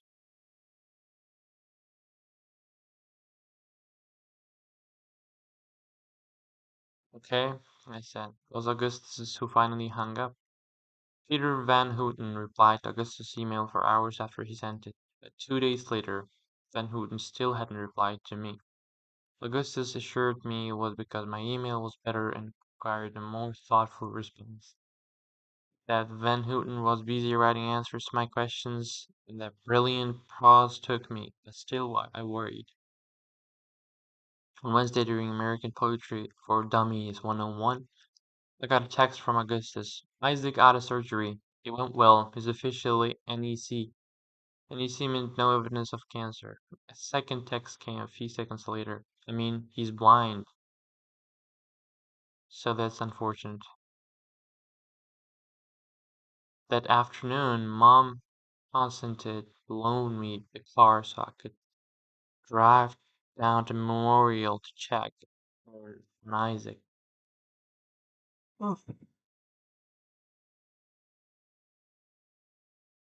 I found my way to his room on the fifth floor, knocking even though the door was open, and a woman's voice said, "Come in." It was Nurse who was doing something to the bandages on Isaac's eyes. "Hey, Isaac," I said. He said, "Maud?" "Oh no, sorry. No, it's Hazel. Support group Hazel? Not the broken trophies Hazel?" "Oh," he said. "Yeah, people keep saying my mother keep people keep saying my other senses will improve to compensate, but clearly not yet. Hi, support group Hazel. Come over here so I can examine your face with my hands and see deeper into your soul than a sighted person ever could." "He's kidding," the nurse said. "Yes," I said. I realized. Took a few steps toward the bed. I pulled the chair up and sat down. Took his hand. "Hey," I said. "Hey," he said back. Then nothing for a while. "How you feeling?" I asked. "Okay," he said. "I don't know." "You don't know what?" I asked. I looked at his hand because I didn't want to look at his face blindfolded by bandages. Isaac bit his nails, and I could see some blood on the corners of a couple of his cuticles. Getting creepy. She hasn't even visited," he said. "I mean, we were together 14 months." "So what, bro?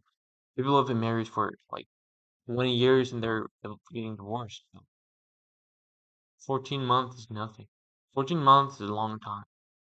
Hell, God, that hurts. Isaac let go of my hand to fumble for his pain pump, which you hit to give yourself a wave of narcotics. How do you read it?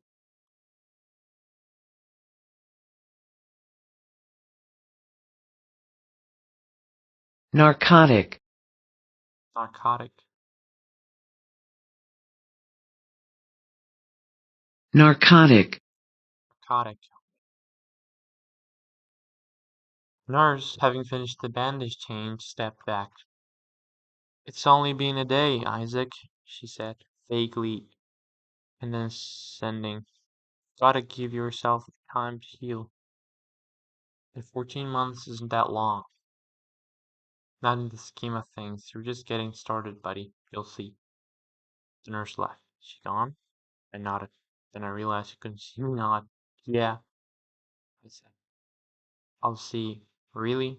Is you serious to say that? You'll see. Bro. Oh my god. Qualities of a good nurse. Go, I said.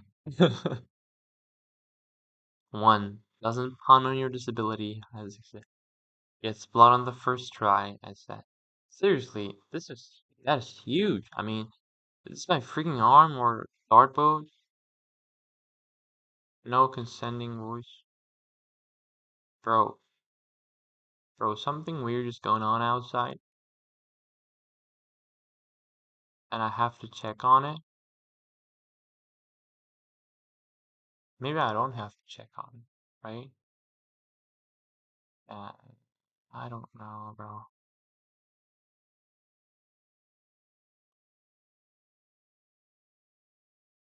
Bro,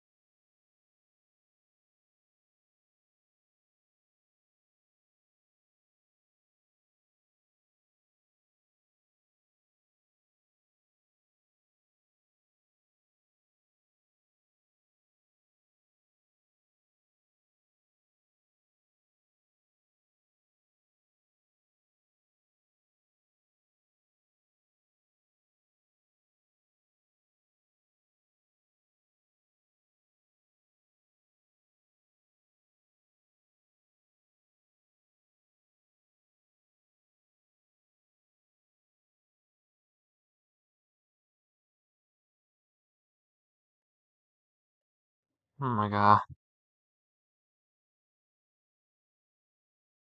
Okay, we're back, bro. We're back and ready to crash everything, dog. Let's start fucking music up. I can swallow a bottle of alcohol in a feel like Godzilla. Better hit the deck like the car dealer.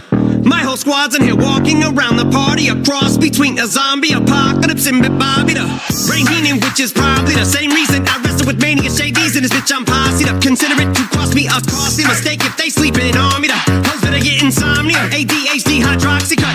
Pass the Kavasi. In AA with an AK melee, finna at it like a play date, better vacate, retreat like a vacay Mayday. This beat is cray cray, Ray J, H-A, laughing all the way to the bank. I spray flames, they cannot tame or placate the monster. You get in my way, I'ma feed you to the monster. I'm normal during the day, but at night turn to a monster. When the moon shines like ice road truckers, I look like a villain out of those blockbusters. To a fire spitter, Monster, blood on the dance floor, on the Louis V carpet. fire, to the fire. Monster, blood on the dance floor, on the Louis V. I'm just a product of the cricket onyx. Told him Nick the balls had him just appalled. Did so many things that pissed him off. It's impossible to list them all. And in the midst of all this, I'm in a mental hospital with a crystal ball, trying to see what I still be like this tomorrow. Whisper, dog voices whisper. My fist is ball back up against the wall, pencil drawn. This is just a song to go ballistic on. You just pulled a pistol on the guy with a missile launcher. I'm just a Loch Ness, the mythological, quick to tell a bitch you off like a fifth of vodka. When you twist the top of the bottle, I'm a Monster, you get in my way, I'ma feed you to the monster. I'm normal during the day, but at night turn to a monster. When the moon shines like ice road truckers, I look like a villain out of those blockbusters. to the fire spitter, Monster, blood on the dance floor, on the Louis V carpet. fire, to the fire. Monster, blood on the dance floor, on the Louis V. If you never gave a damn, raise your hand, cause I'm about to set trip. Vacation plans, I'm on point like my index is. So all you will ever get is some motherfucking finger, prostate exam. How can I have all these fans that perspire like a liar's pants? I'm on fire and I got no plans to retire, and I'm still the man you admire. These chicks are spazzing out, I only get more handsome and flyer. I got them passing out like what you do when you hand someone flyers. And what goes around comes around just like the blades on the chainsaw. Cause I caught the flag, but my dollar stacked right off the bat like a baseball. Like kidding, bitch, I got them racks with so much ease that they call me Diddy. Cause I make bands and I call getting cheese a cakewalk. Yeah, bitch, I'm a player, I'm too motherfucking stingy for share. Won't even lend you an ear, ain't even pretending to care. But I tell a bitch I'm area of Shabaria, face of my genital area. The original Richard Ramirez, Christian Rivera. Cause my lyrics never sit well, so they wanna give me the chance. Like a paraplegic and it's scary, call it Harry Carry. Cause every time I'm digging Harry Carry, I'm marry a motherfucking dictionary on. I'm swearing up and down, they can spit this shit's hilarious. It's time to put these bitches in the obituary column. We wouldn't see eye to eye with a staring problem. Get the shaft like a staring column. Trigger happy, pack heat, but it's black ink. Evil half of the bad beats. Evil that means take a backseat, take it back to fat beats with a maxi single. Look at my rap sheet, what attracts these people is my gangster bitch like Apache with a catchy jiggle. I stack chips, you better got a half-eaten Cheeto. Fill him with the venom and eliminate him. Other words, I'm intimate him. I don't wanna hurt him, but I did him in a fit of rage. I'm murdering again, nobody will evade him. Finna kill him and dump the fucking bodies in a lake, obliterating everything is generated. Renegade him, hit him, make anybody who want it with the pin and frame. Don't nobody want it, but they're gonna get it anyway. Cause I'm beginning to feel like I'm mentally ill. I'm until a killer be killed. I'm a killer, be the vanilla gorilla. You're bringing the killer within me out of me. You don't wanna be the enemy of the demon who in me. I be an receiving enemy. What stupidity it'd be. Every bit of me's the epitome of a spitter when I'm in the vicinity. Motherfucker, you better duck or you finna be dead the minute you run enemy. 100% of you is a fifth of a percent of me. I'm about to fucking finish you, bitch. I'm available. You wanna battle? I'm available. I'm blowing up like an inflatable. I'm undebatable. I'm unavoidable. I'm unevadable. I'm on the toilet bowl. I got a trailer full of money and I'm paid for. I'm not afraid to pull them. Man, stop. Look what I'm planning. Alright. Now let's go. Is everything working, bro? Yeah.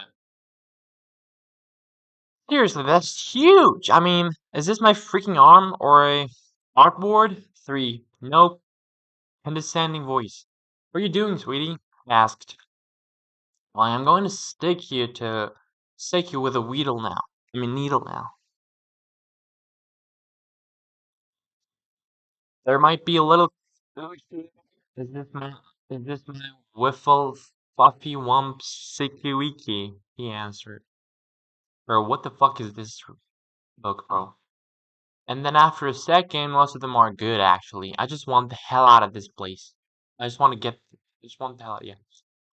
This place is in the hospital? Bro. That too, he said. His mouth tightened. I could see the pain, honestly. I think hell of a lot more about Monica than my eye. Is that crazy? That's crazy. It's a little bit crazy, aloud.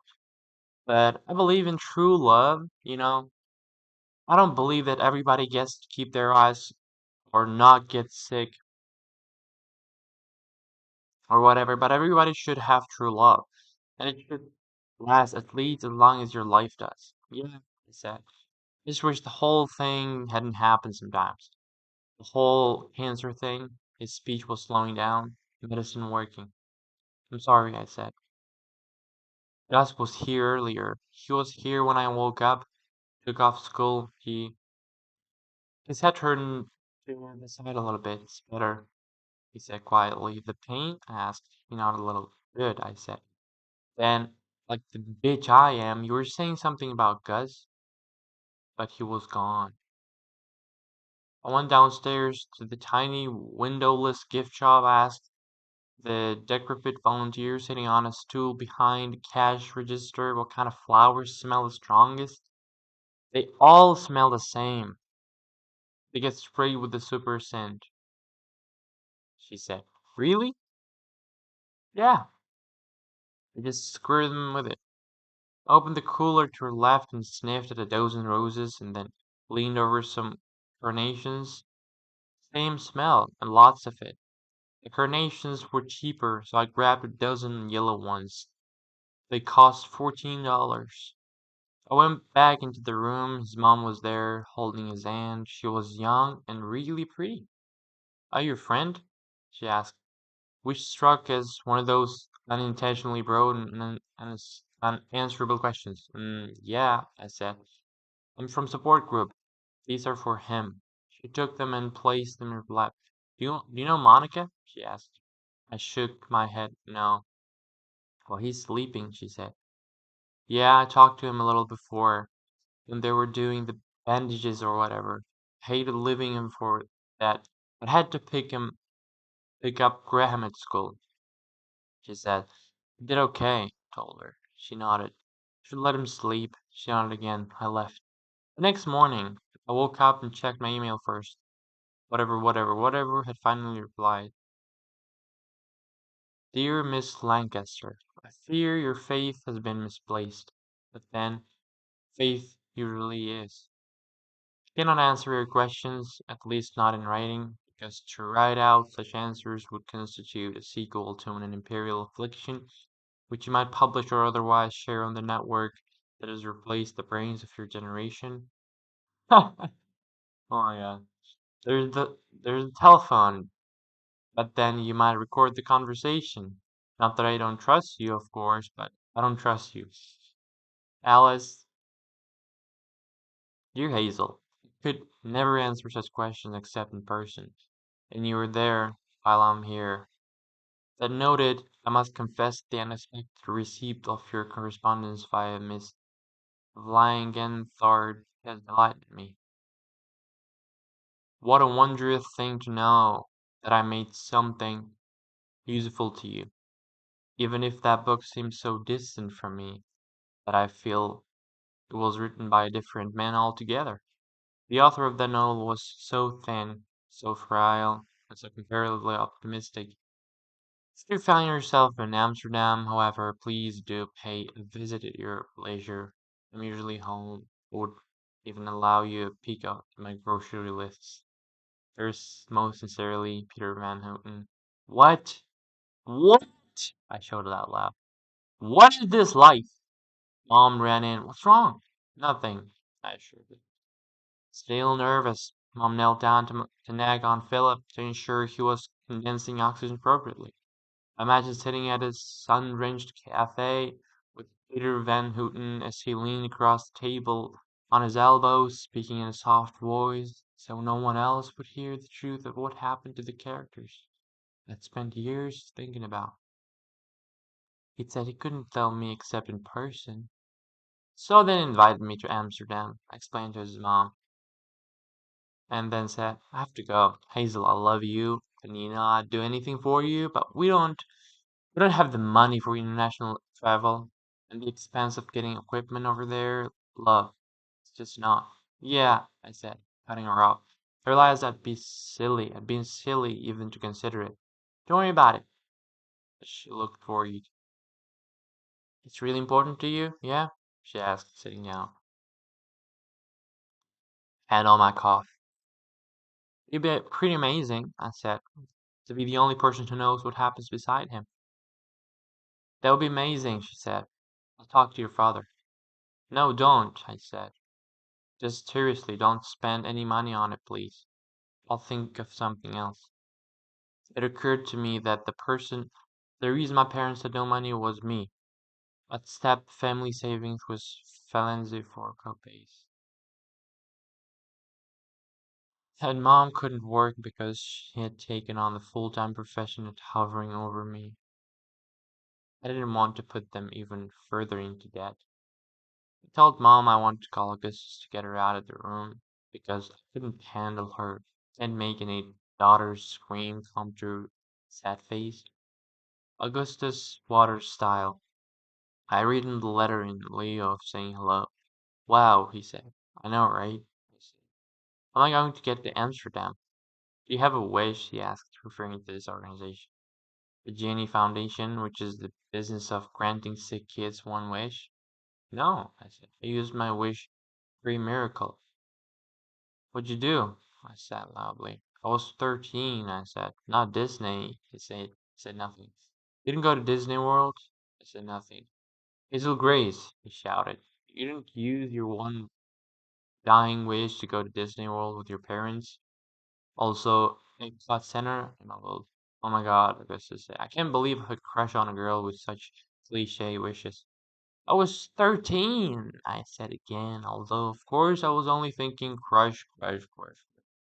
I was flattered but changed the subject immediately. Shouldn't you be in school or something? And playing hooky to hang out with Isaac. But he's sleeping, so I'm in the atrium doing geometry. How's he doing? I asked.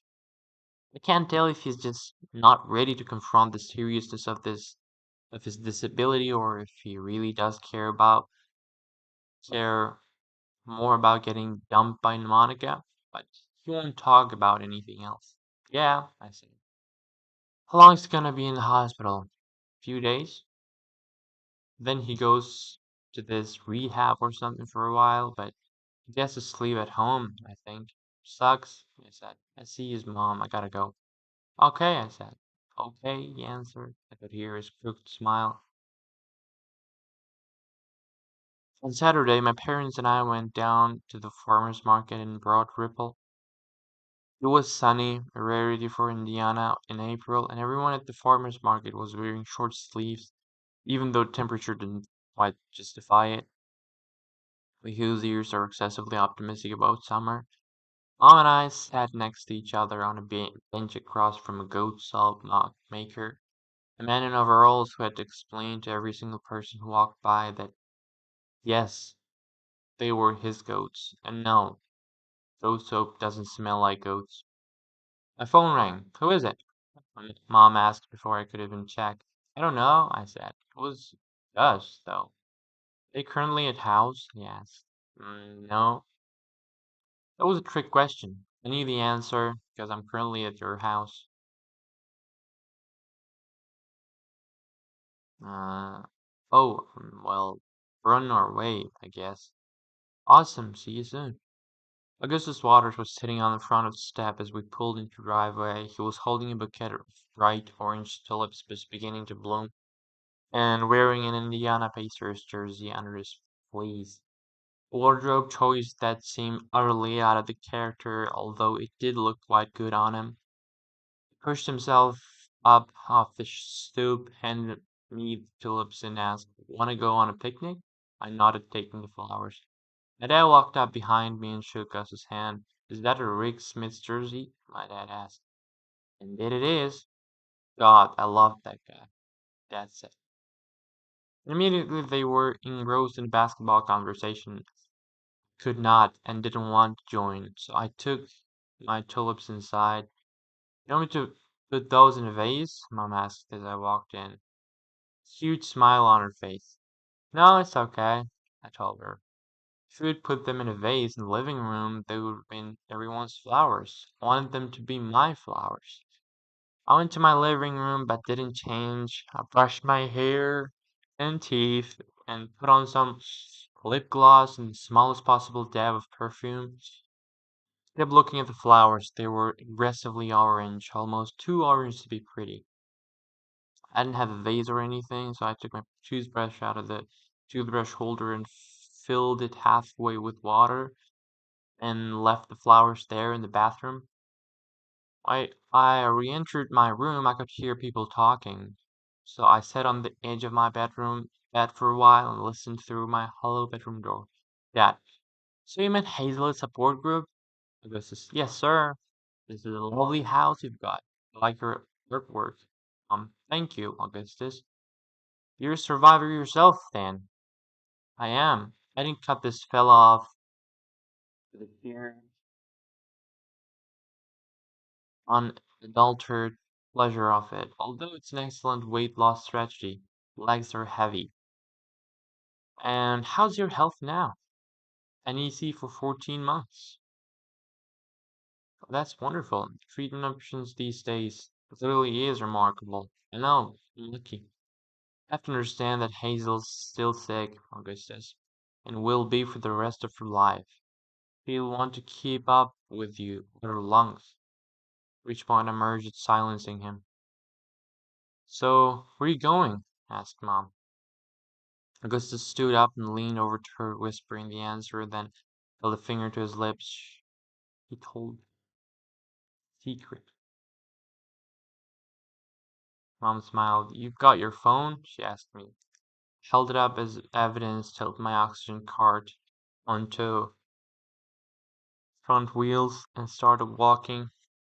Augustus hustled over, offering me his arm, which I took, my fingers wrapped around his biceps. Fortunately, he insisted upon driving, so the surprise could be a surprise. She shuddered toward our destination, I said. You nearly charmed the pants off my room. Yeah, and your dad is a Smiths fan, which helps. Think they liked me? Sure they did. Who cares, though? They're just parents. They are your parents, he said, glancing over at me. Plus, I like being liked. Is that crazy? Well, you don't have to rush to hold doors open or smother me in compliments for me to like you. He slammed the brakes, and I flew forward hard enough that my breathing felt weird and tight. I thought of the PET scan. Don't worry, worry is useless. I worried anyway. We burned rubber, roaring away from a stop sign before turning left onto the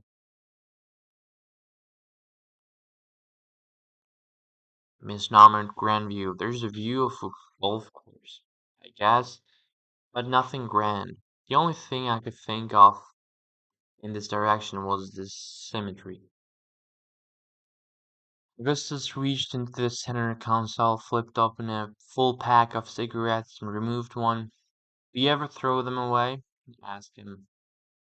One of the many benefits of not smoking is that packs of cigarettes last forever, he answered.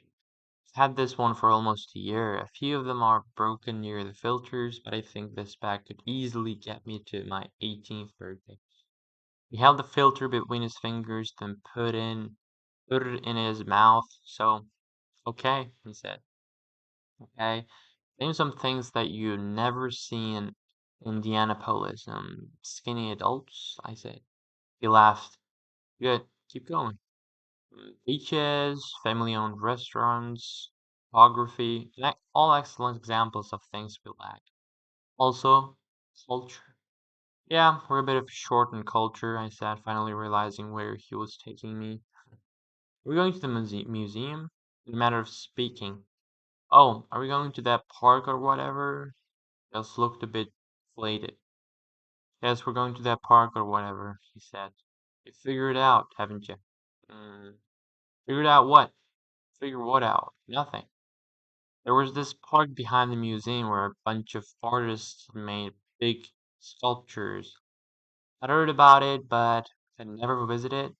We drove past the museum and parked right next to this basketball court filled with huge blue and red steel arcs that imagined the path of a bouncing ball. We talked down that passes for a hill in Indianapolis to this clearing where kids were climbing all over this huge, oversized skeleton sculpture. The bones were each about waist high, and the thigh bone was longer than me. It looked like a child's drawing of a skeleton rising up out of the ground. My shoulder hurt. I worried the cancer had spread from my lungs. I imagined the tumor metastasizing into my bones, boring holes into my skeleton, slithering eel of... Bro, what language are these guys using, bro? Funky bones, Augustus said. Created by Job van Lesser. Sounds Dutch. Yes, Gus said. So is the Rig Smiths. So are tulips. Gus stopped in the middle of a clearing with the bones right in front of us and slipped his backpack off one shoulder, then the other. He unzipped it, producing an orange blanket, a pint of orange juice, and some sandwiches wrapped up in plastic wrap with the crusts cut off.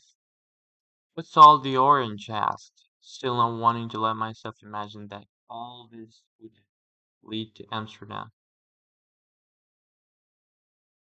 National color of the Netherlands, of course. You remember William of Orange and everything? He wasn't on the GED test, I smiled, trying to contain my excitement. Sandwich? He asked. Let me guess, he said. Butt cheese and tomato. Tomatoes are from Mexico. Sorry. You're always such a disappointment, Augustus. Couldn't you have at least gotten orange tomatoes? He laughed, and we ate our sandwiches in silence, watching the kids play on the sculpture. Couldn't very well ask him about it, so I just sat there, surrounded by Dutchness, feeling awkward and hopeful. In the distance, soaked in the unblemished sunlight so rare and precious in our hometown, a gaggle of kids made a skeleton into a playground, jumping back and forth among the prosthetic bones. Two things I love about this sculpture, Augustus said. He was holding the unlit cigarette between his fingers, flicking at it as if to get rid of the ash. He placed it back in his mouth. First, the bones are just far enough apart that if you're a kid, you cannot resist the urge to jump between them. Like, you just have to jump from rib cage to skull, which means that second, the sculpture essentially forces children to play on bones. The symbolic resonance are endless. Hazel Grace. You do love symbols, I said, hoping to steer the conversation back toward the many symbols of the Netherlands that are pickling. Right about that. You're probably wondering why you're eating a bad cheese sandwich and drinking orange juice, and why am I wearing the jersey of a Dutchman who played a sport I've come to loathe. It's crossed my mind, and I said, Hazel Grace, so many children before you have.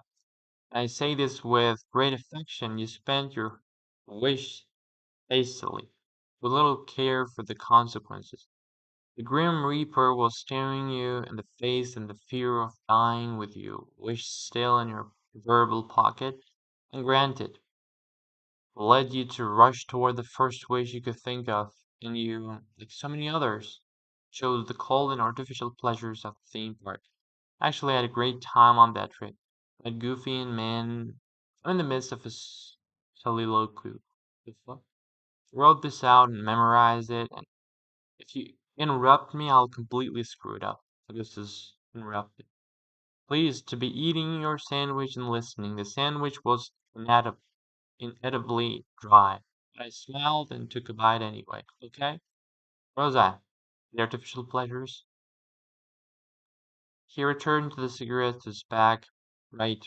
They're called an artificial pleasures at the theme park. Let me submit that the real heroes of the Wish Factory are the young men and women who wait like Vladimir and Estragon wait for the Godot and good Christian girls for marriage. These young heroes wait stoically and without complaining for their one true wish to come along. Sure, it may never come along, but at least they can rest easily in the grave knowing that they've done their little hard to preserve the integrity of the wish as an idea. But then again, maybe it'll come along, maybe you'll realize that your one true wish is to visit the brilliant Peter Van Houten in his Amsterdamian exile, and you'll be glad indeed to have saved your wish. I guess I stopped speaking long enough that I figured the soliloquy was over, but I didn't save my wish, I said. Ah, he said, and then, after that felt like a practiced pause, he added, but I saved mine. Really?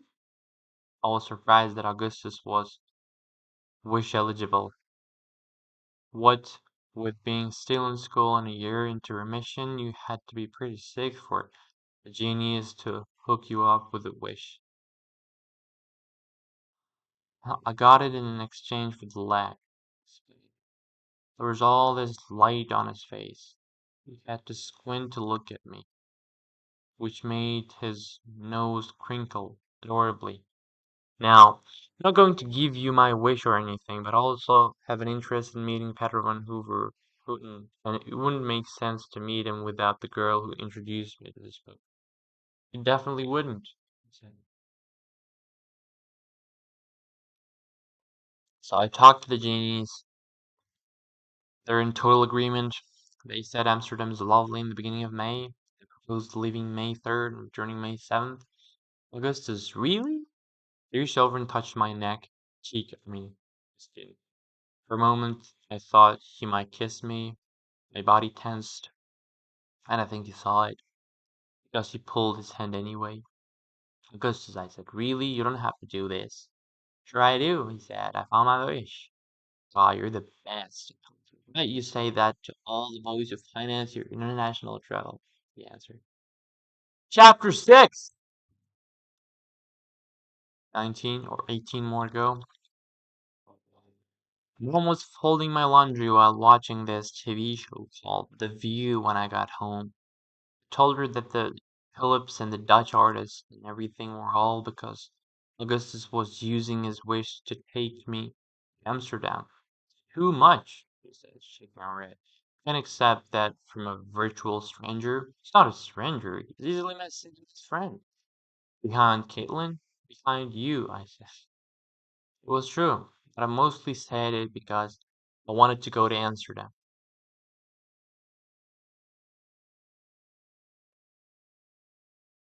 I'll ask,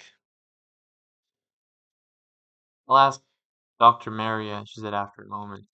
Dr. Maria said I couldn't go to Amsterdam without an adult intimately familiar with my case, which more or less meant either Mom or Dr. Maria herself might have understood my cancer the way I did, in the vague and incomplete way people understand electrical circuits and ocean tides. But my mom knew more about differentiated thyroid carcinoma in adolescents than most oncologists. So you'll come, I said. Genies will pay for it. Genies are loaded. Your father, she said. He would miss us. It wouldn't be fair to him, and he can't get time off work. Are you kidding? You don't think Dad would enjoy a few days of watching TV shows that are not about aspiring models and ordering pizza every night, using paper towels as plates so he doesn't have to do the dishes? Mom laughed. Finally, she started to get excited, typing tasks into her phone. She'd have to call Gus's parents and talk to the Janes about my medical needs. And do they have a hotel yet? And what are the best guidebooks? And we should do our research if you only have 3 days, and so on. Then I had a headache, so I downed a couple Advil and decided to take a nap. But I ended up just lying in bed and replaying the whole picnic with Augustus. I couldn't just stop thinking about the little moment when I tensed up as he touched me. The gentle familiarity felt wrong somehow. I thought maybe it was how orchestrated the whole thing had been. Augustus was amazing, but he'd overdone everything at the picnic, right down to the sandwiches that were metaphorically resonated but tasted terrible. They memorized a soliloquy that prevented conversation, felt romantic but not romantic. But the truth is that I'd never wanted him to kiss me. Not in the way you're supposed to want these things. I mean, he was gorgeous. I was attracted to him. I thought about him in that way, to borrow a phrase from the middle school vernacular. The actual touch, the realized touch, was all wrong. Then I found myself worrying I would never have to make out with him to get to Amsterdam, which is not the kind of thing you want to be thinking, because shouldn't have shouldn't even be in a question whether I want to kiss him. And B, kissing someone so that you can get a free tip is perilously close to full-on hooking. And I have to confess that while I didn't fancy myself a particularly good person, I never thought my first real sexual action would be prostitutional. And then again, he hadn't tried to kiss me, it only touched my face, which is not even sexual. It was not a move designed to elicit arousal, but it was certainly designed to move. Because Augustus Waters was no improviser. What had he been trying to convey, and why hadn't I wanted to accept it? At some point, I realized I was lining the counter, so I decided to text Caitlin and ask for some advice. She called immediately. Have a boy problem, I said. Delicious, Caitlin responded. I told her all about it, complete with the awkward face touching, leaving out. Bro, what the fuck do you have to be so detailed? You girls, why the fuck do you have to be so detailed about that, bro? You don't have to tell anything to your girls, bro.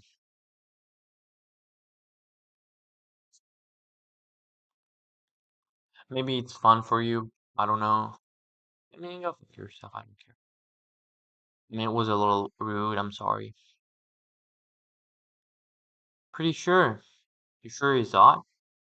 What's his name? You sure he's hot? She asked when I was finished. You sure? I said. Athletic? Yeah, he used to play basketball for the Central. Wow, how'd you meet him? At this hideous support group? Huh? Caitlin said. Out of curiosity, how many legs does this guy have? Like 1.4? I said, smiling. Basketball players were famous in Indiana. Although Caitlin didn't go North Central, her social connectivity was endless. Augustus Waters, she said. Maybe. Oh my god, I've seen him at parties. The things I would do to that boy. I mean, not now that I know you're interested in him, but oh, sweet holy lord. I would ride that one-legged pony all the way around the coral. Caitlin, I said, sorry. Do you think you'd have to be on top? Caitlin, we were talking about, right? You know Augustus Waters, maybe. Are you gay? I don't think so. I mean, I definitely like him. Does he have ugly hands? Sometimes beautiful people have ugly hands. No, he has kind of amazing hands. She says. I said. But for a second, Caitlin said, remember Derek broke up with me last week because he decided there was something fundamentally incompatible about us deep down and that we'd only get hurt more if we played out. Where'd this guy get that excuse from ChatGPT or some shit, bro? This is way too complicated, bro. Just say we're not compatible. What are you talking? He called it primitive dumping. So maybe you have this premonition that there's something fundamentally incompatible and you're preempting the preemption. I said. I'm just thinking out loud here. Sorry about Derek. Oh, I got over it, darling. Took me the sleeve of this Girl Scout Thin Mints and 40 minutes to get over that boy. I laughed. Well, thanks, Caitlin. In the event you do hook up with them, expect less serious detail.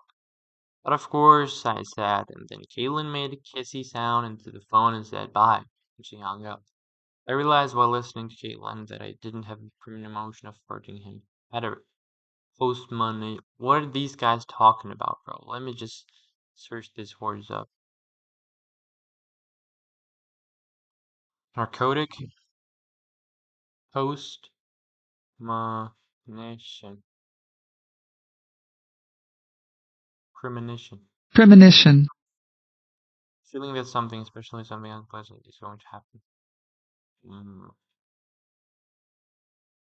I pulled out my laptop and looked up Caroline Mathers. The physical similarities were striking. Some seriously round face, some nose, same approximate overall body shape, but her eyes were dark brown and her green. Her complexion was much darker, Italian or something. Thousands of people, literally thousands, had left condolence messages for her. It was an endless scroll of people who missed her. So many that it took me an hour of clicking to get past I'm sorry you're dead. Wall posted that I'm praying for you. Wall post she died a year ago, my brain cancer. Brain cancer. I was able to click through to some of her pictures. Augustus wasn't a bunch of the earlier ones, pointing with the thumbs up to the jagged scar across her bald skull. Arm in arm, Memorial Hospital's playground, with their backs facing the camera, kissing while Caroline held the camera out so you could only see their noses and closed eyes. The most recent pictures were all of her before, when she was healthy. Uploaded post-mortem by friends, a beautiful girl, white-hipped and curvy, with long, straight, dead black hair falling over her face. My healthy self looked very little like her healthy self. But our cancer selves might have been sisters. No wonder he'd stare at me the first time he saw me. I kept clicking back to this one wall post written 2 months ago. 9 months later she died. But one of her friends, we all missed you so much. It just never ends. Feels like we were all wounded in your battle. Caroline, I miss you. I love you. After a while, Mom and Dad announced it was time for dinner, shut down the computer and got up. But I couldn't get the wall post out of my mind, and for some reason it made me nervous and hungry. I kept thinking about my shoulder, which hurt, and also I still had a headache, but maybe only because I had been thinking about a girl who had died of a brain cancer. I kept telling myself to compartmentalize, to be here now at the circular table, arguably too large in diameter for 3 people and definitely too large for two, with a soggy broccoli and a black bean burger that all the ketchup in the world couldn't adequately moisten. Tell myself that imagining a mat in my brain or my shoulder wouldn't affect the invisible reality going on inside of me, and that therefore all such thoughts were wasted moments in a life composed of a definitionally finite set of such moments. I even tried to tell myself I live to live my best life today.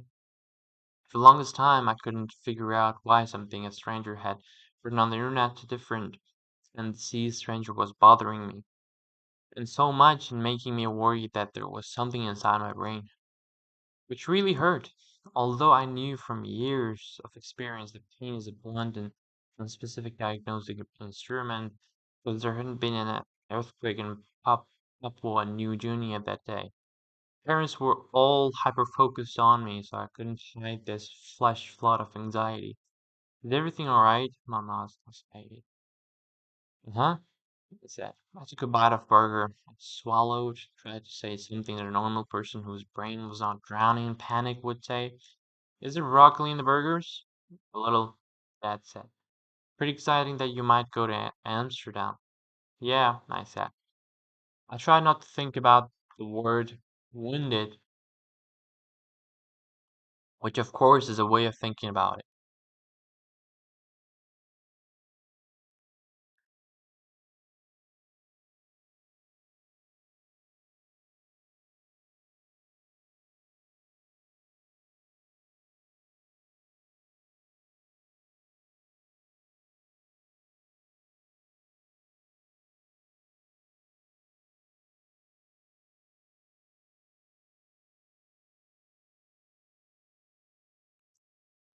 Hazel, my mom said. Where are you right now? I'm just thinking, I guess, I said. Twitter patted. My dad sat smiling. I'm not a bunny. I'm not in love with Gus Waters or anymore.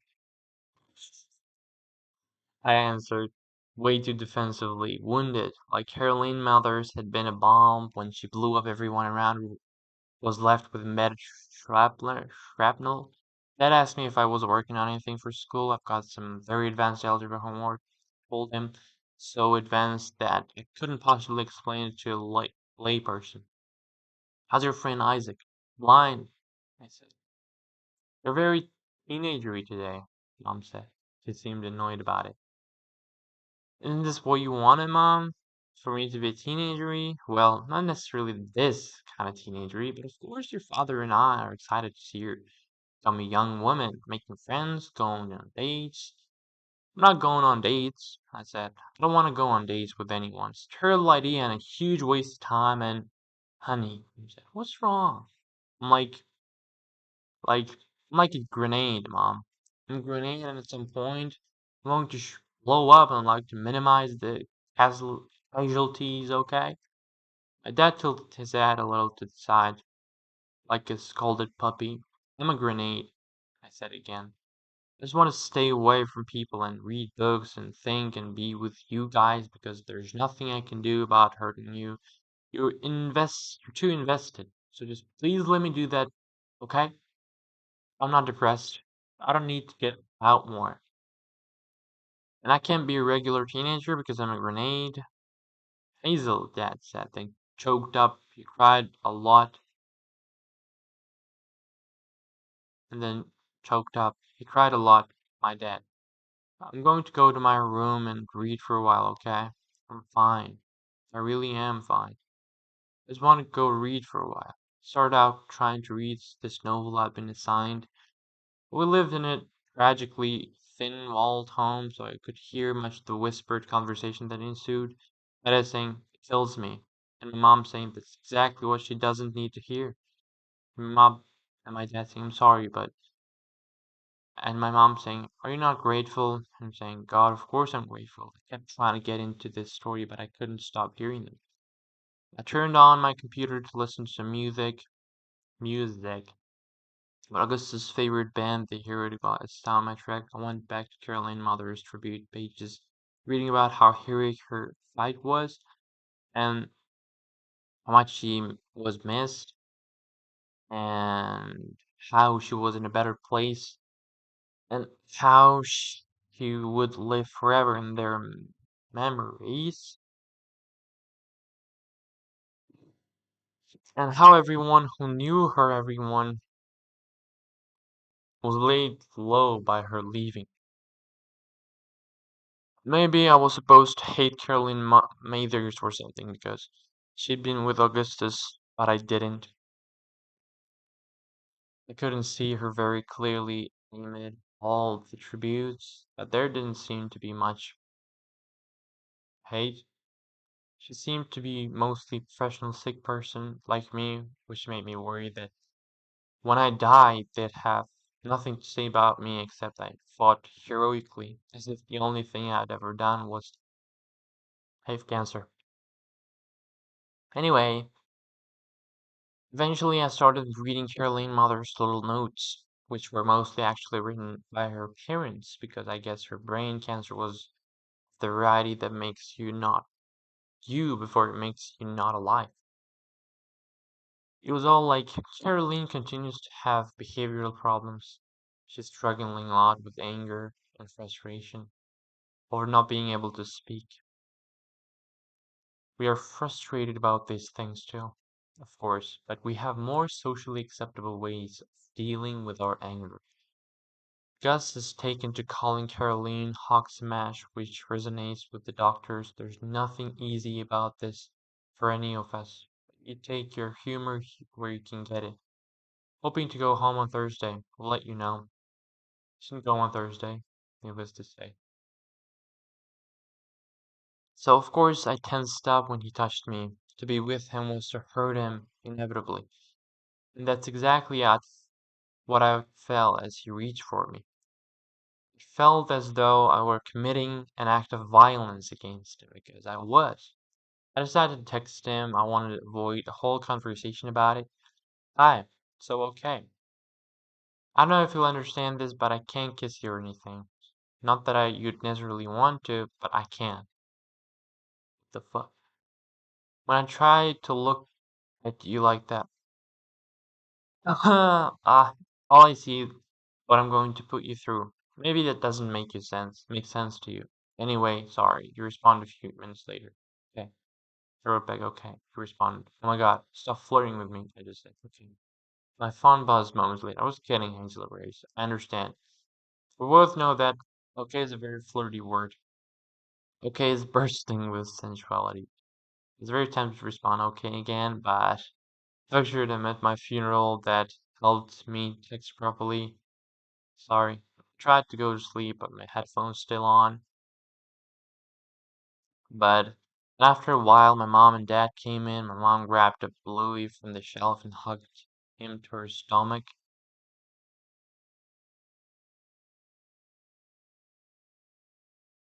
But my dad sat on my desk chair, and without crying, he said, "You're not a grenade, not to us. Thinking about you dying makes us sad, Hazel.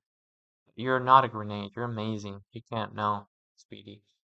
Because you've never had a baby become a brilliant young reader with a side interest in horribly television shows.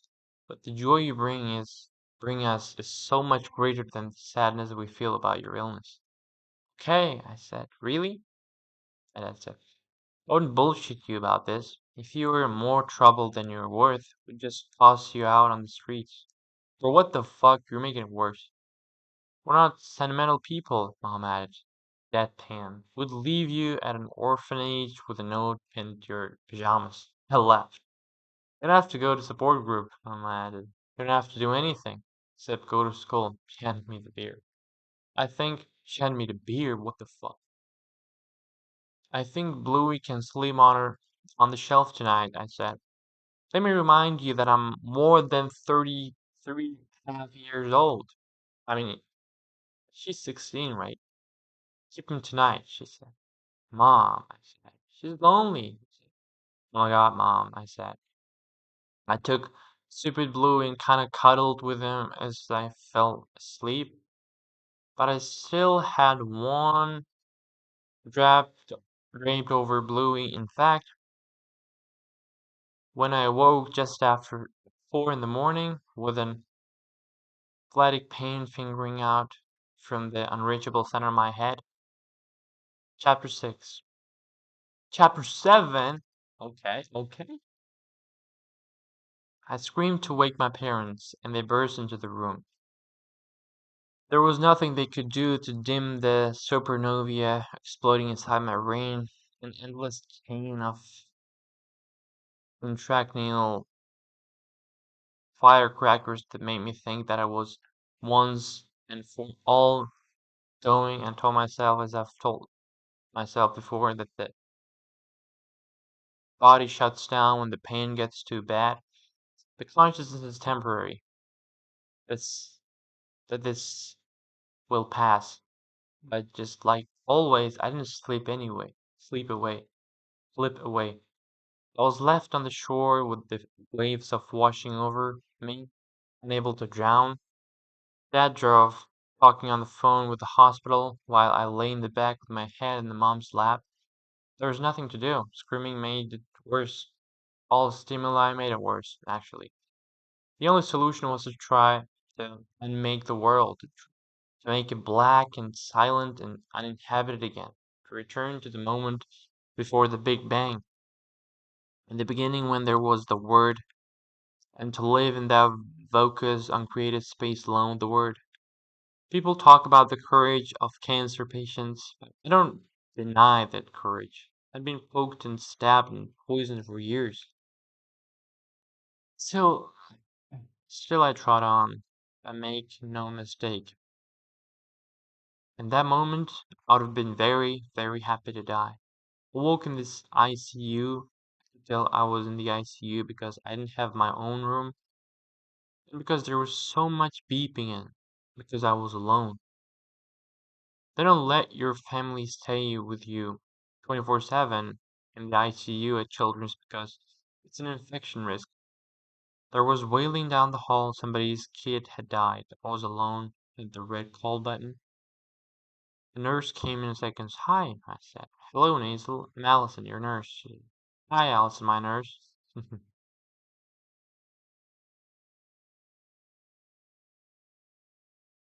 Whereupon I started to feel pretty tired again.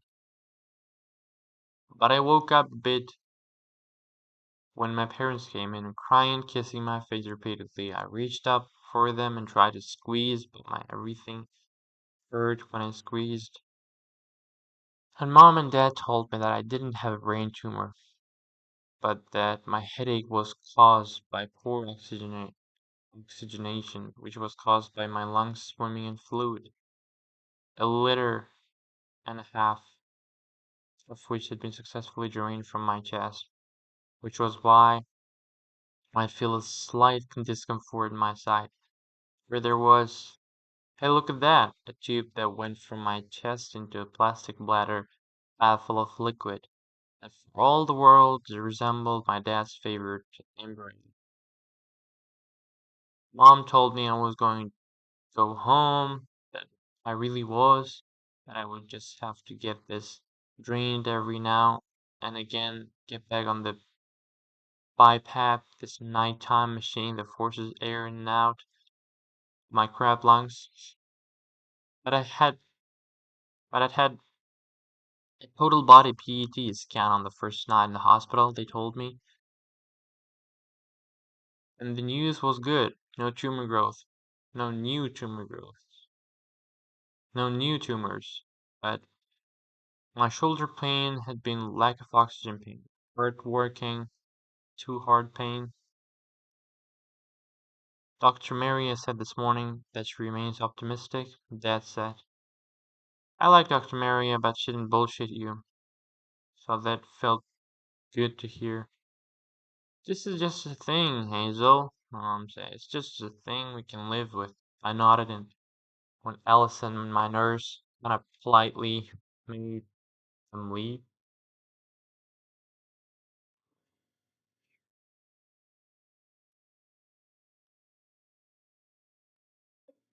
she asked if I wanted some ice chips, and I nodded. Then she sat at the bed with me and spooned them into my mouth. So, so you've been gone a couple days, Allison said. What did you miss? Celery did drugs, politicians agreed, a different celebrity wore a bikini that revealed a bodily infection, a team won a sporting event, but another team lost. I smiled. You can't go disappearing on everybody likes this. Everybody liked this, Hazel. You missed too much. More? I asked, nodding toward the white aquarium cup in her head. I shouldn't, she said. But I'm a rebel. But I'm a rebel. Rebel. She gave me another plastic spoonful of crushed ice. I mumbled, thank you. Praise God for good nurses. Getting tired? She asked. I nodded. Sleep for a while, she said. I'll try to run interference and give you a couple hours before somebody comes in to check vitals and the like. I said thanks again. You say thanks a lot in hospital. I tried to settle into the bed. You're not gonna ask.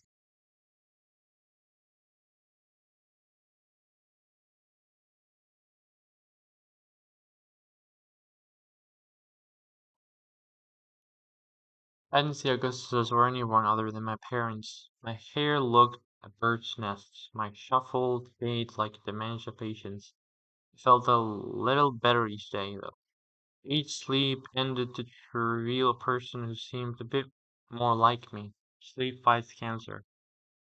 Regular Dr. Jim said for the thousandth time as he hovered over me one morning surrounded by a coterie of medical students. Dan, I'm a cancer fighting machine, I told him. That you are, Hazel. Keep resting and hopefully we'll get you home soon. On Tuesday, they told me I'd go home on Wednesday. On Wednesday, two minimally supervised medical students removed my chest tube, which felt like getting stabbed in reverse and generally didn't go very well. So they decided I'd have to stay until Thursday. I was beginning to think I was the subject of some existentialist experiment in permanently delayed gratification when Dr. Maria showed up on Friday morning, sniffed around me for a minute, and told me I was good to go. So Mom opened her oversized purse to reveal she'd had my go-home clothes with her all along. A nurse came in and took out my IV. I felt untethered, even though I still had the oxygen tank to carry around me. I went into the bathroom, took my first shower in a week, got dressed, and when I got out, I was so tired I had to lie down and get my breath. Mom asked, "Do you want to see Augustus?" "I guess," I said after a minute. I stood up and shuffled over to one of the molded plastic chairs against the wall, tucking my tank beneath the chair. He wore me out. Dad came back with Augustus a few minutes later. His hair was messy, sweeping down over his forehead. He lit up with a real Augustus Waters goofy smile when he saw me. I couldn't help but smile back. He sat down in the blue fox leather recliner next to my chair. He leaned in toward me, seemingly incapable of stifling a smile. Mom and Dad left us alone, which felt awkward. I worked hard to meet his eyes, even though they were the kind of pretty that's hard to look at. "I missed you," Augustus said. "My voice was smaller than I wanted to be. Thanks for not trying to see me when I looked like hell. To be fair, you still look pretty bad." I laughed. "I miss you too. I just don't want you to see all this. I just want, doesn't matter. You can always get what you want." Is that so? Yeah, I always thought the world was a wish granting factory. Turns out that it's not the case, I said.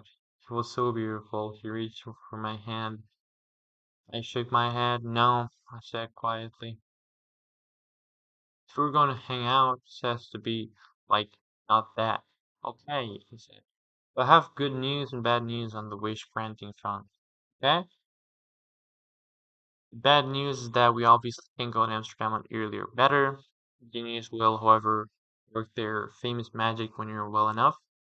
It's the good news? No, the good news is that while you're sleeping, Peter and Van Houten shared a bit more of his brilliant brain with us."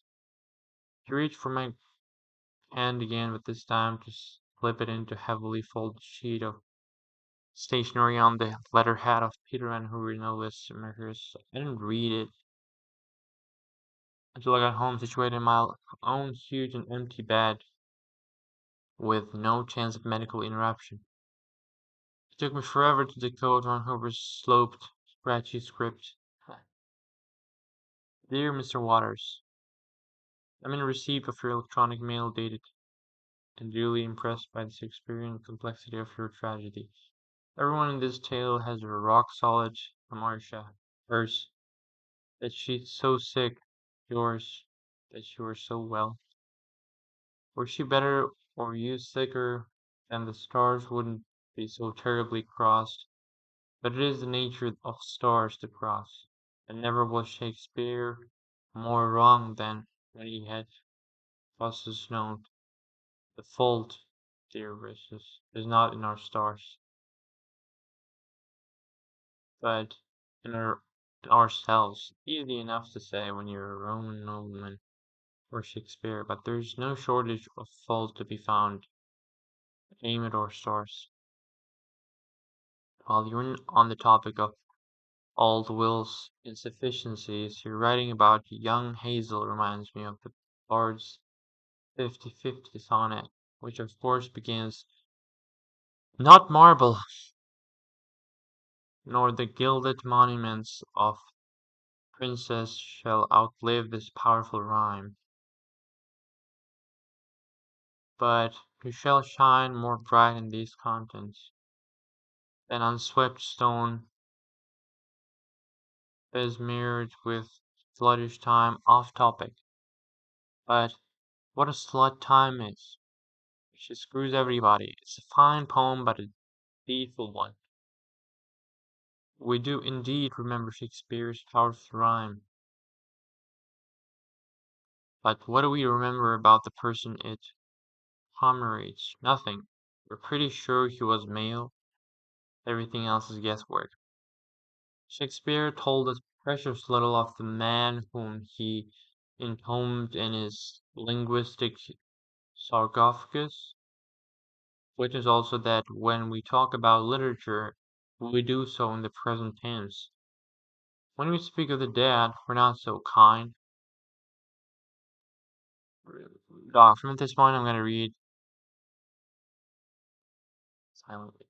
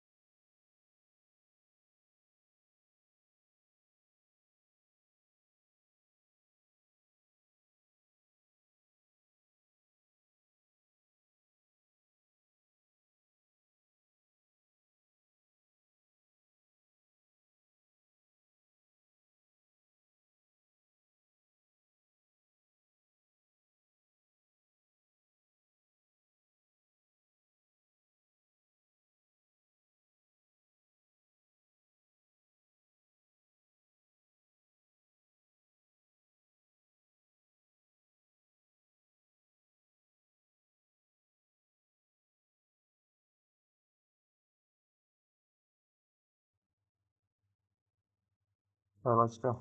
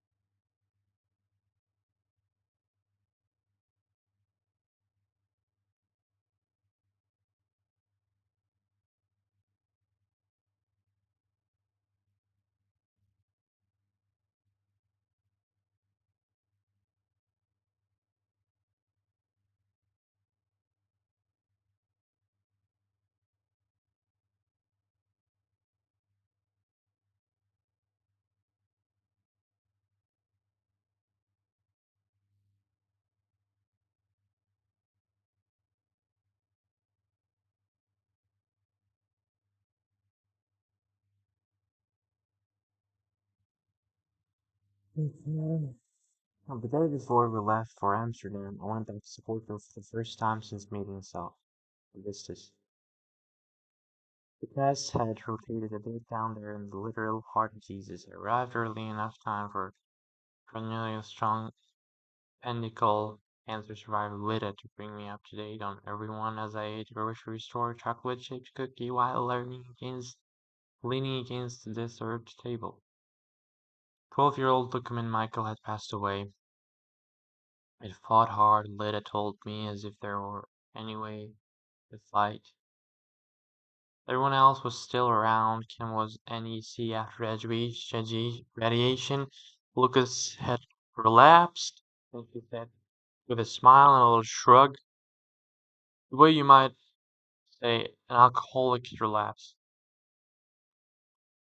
The chubby girl walked over to the table and said, "Hi to Lida." She introduced herself to me as Susan. I didn't know what was wrong with her, but she had a scar extending from the side of her nose down to her lip, across her cheek. She had put makeup over the scar, which only served to emphasize it. I was feeling a little out of my breath from all the standing, so I said, "I'm gonna sit." And then the elevator opened, revealing Isaac and his mom. He wore sunglasses and clung to his mom's arm with one hand and Kane in the other.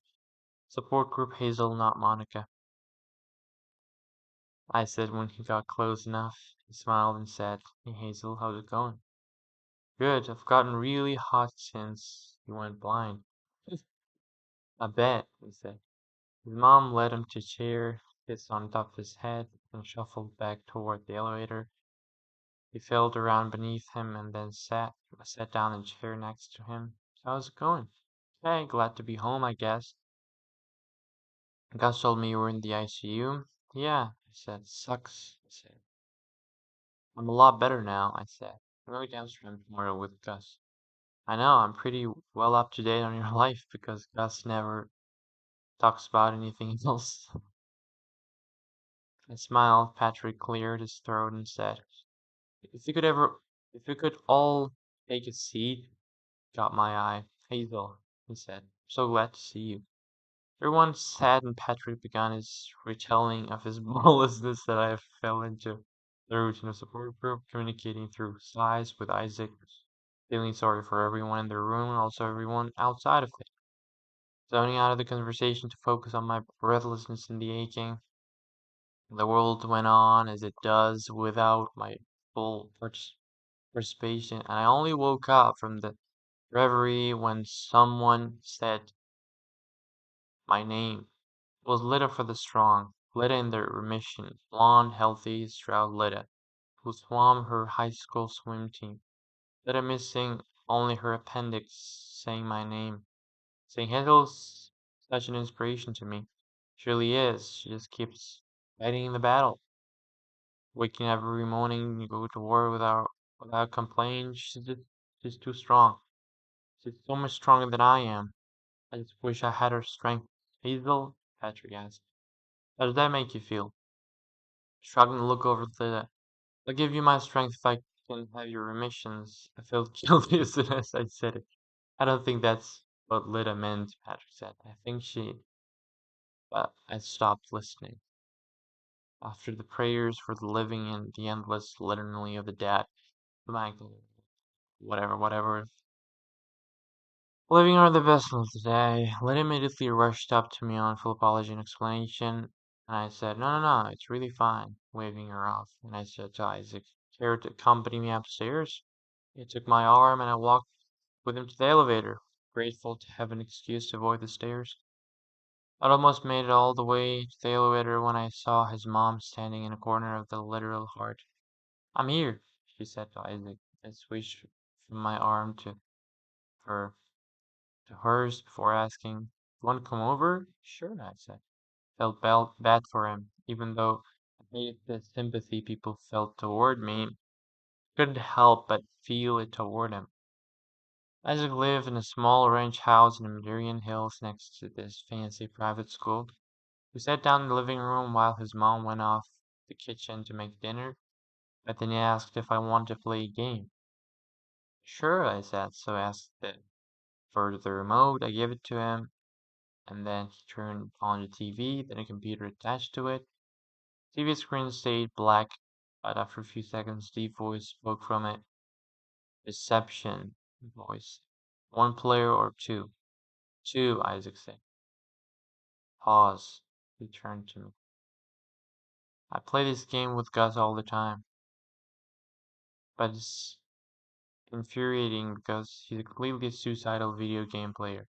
He's like way too aggressive about saving civilians and whatnot. Yeah, I said, remembering the night of the broken trophies. Unpause, Isaac said. Player one, identify yourself. This is player one, sexy, sexy voice.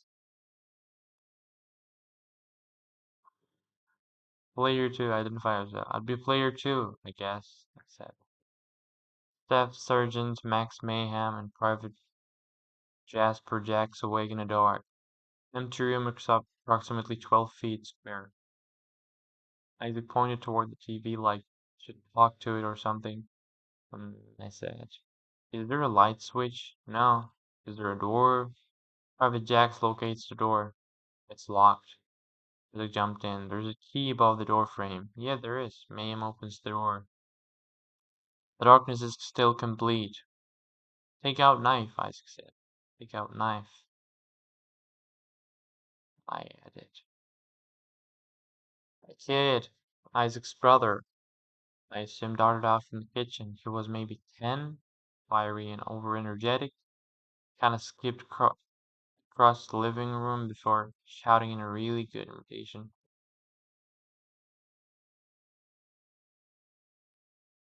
If Isaac was, kill myself. Surgic Mayhem placed his knife into his neck. Are you sure you... No, Isaac said. Pause. Graham, don't make me kick your ass. Graham left giddily and skipped off down the hallway. As Mayhem and Jax, Isaac and I felt our way toward the Raven until we bumped into a guy whom I stabbed after getting him to tell us that we were in a Ukrainian prison cave, more than a mile beneath the ground. People continued, sound effects, a raging underground river, voices speaking in Ukrainian accented English led you through the grave, but there was nothing to see in this game. After playing for an hour, we began to hear the cries of a desperate prisoner, pleading, God help me, God help me. Pause, I said. This is when God always insists on finding the prisoner. Even though that keeps you from winning the game, and the only way to actually free the prisoner is to win the game. Yeah, he takes video games too seriously, I said. He's a bit too enamored with metaphors. Do you like him? Of course I like him. He's great. You don't you don't want to hook up with him? I shrugged. It's complicated. I know what you're trying to do. You don't want to give him something he can't handle. You don't want him to Monica you, he said. Kinda, I said. But it wasn't that. The truth was I didn't want Isaac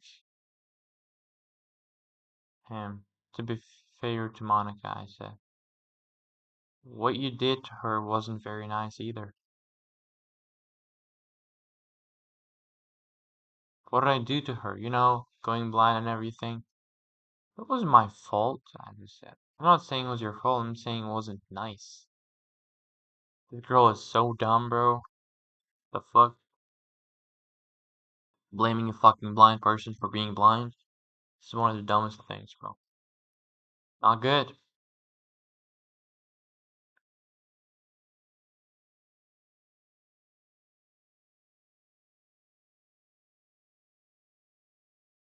Doggy, doggy, doggy. Where have you been, doggy?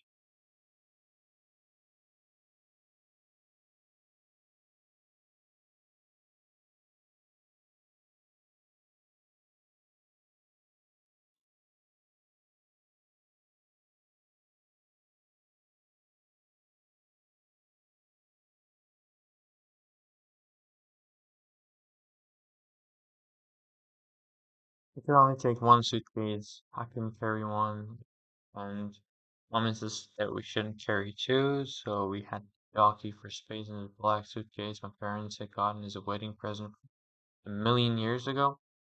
He was supposed to spend his life in exotic locales, but ended up mostly going back and forth for Dayton, where Morris property and what does it mean? A satellite office that dad often visited. I argued with mom that I should have slightly more than half of the suitcase. The thing is, with cancer would never be going to Amsterdam in the first place. Mom encountered that. Mom encountered that since she was twice as large as me, and therefore required more physical fabric to preserve her modesty. She deserved at least two-thirds of the suitcase. In the end, we're both lost. It goes wrong. So it goes. Our flight didn't leave until noon, but Mom woke me up at 5:30, turning on the light and shouting, Amsterdam! She ran around all morning making sure we had international plug adapters and quadruple checking that we had the right number of oxygen tanks to get there and that they were full, etc. While I just strolled out of bed and put on my travel to go Amsterdam outfit, jeans, pink tank top, and a black cardigan in case the plane was cold. The car was packed by 6:15,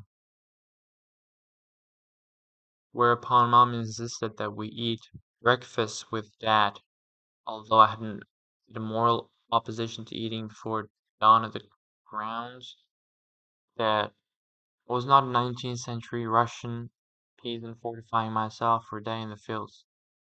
But anyway, I tried to stomach down some eggs while Mom and Dad enjoyed these homemade versions of egg McMuffins they liked. Why are breakfast foods? I asked them. Like, why don't we have curry for breakfast? Hazel, eat. Why? I mean, seriously. How did scrambled eggs get stuck with breakfast exclusively yet? That's a very smart thing to say, bro. So why can't we eat like breakfast food in the evening or like in lunch?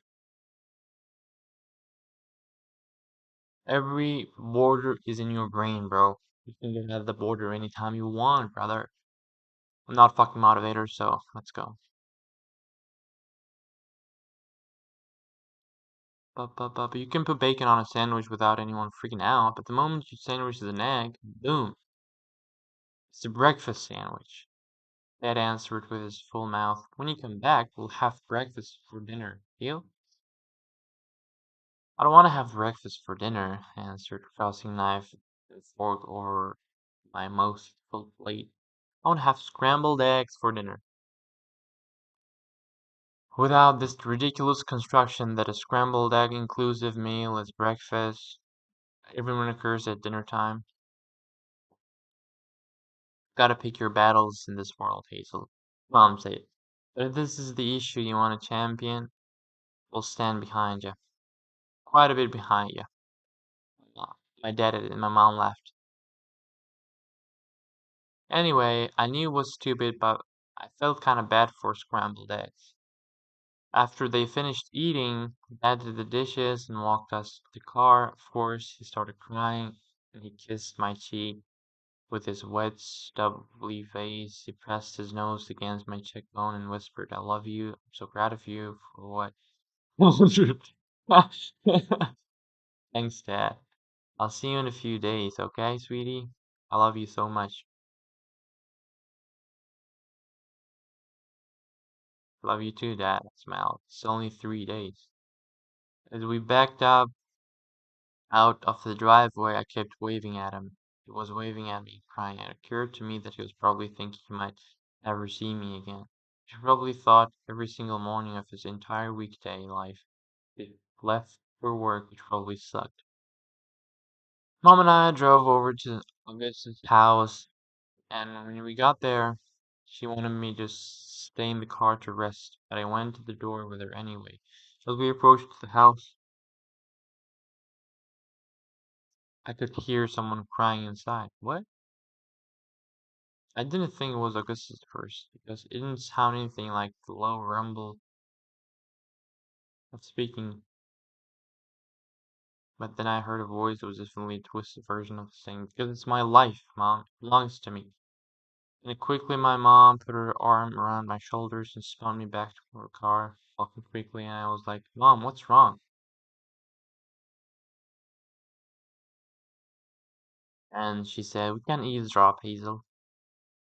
We got back into the car and I texted Augustus that we were outside whenever he was ready. We stared at the house for a while. The weird thing about the house is that they almost look like nothing is happening inside of them, even though they contain most of our lives.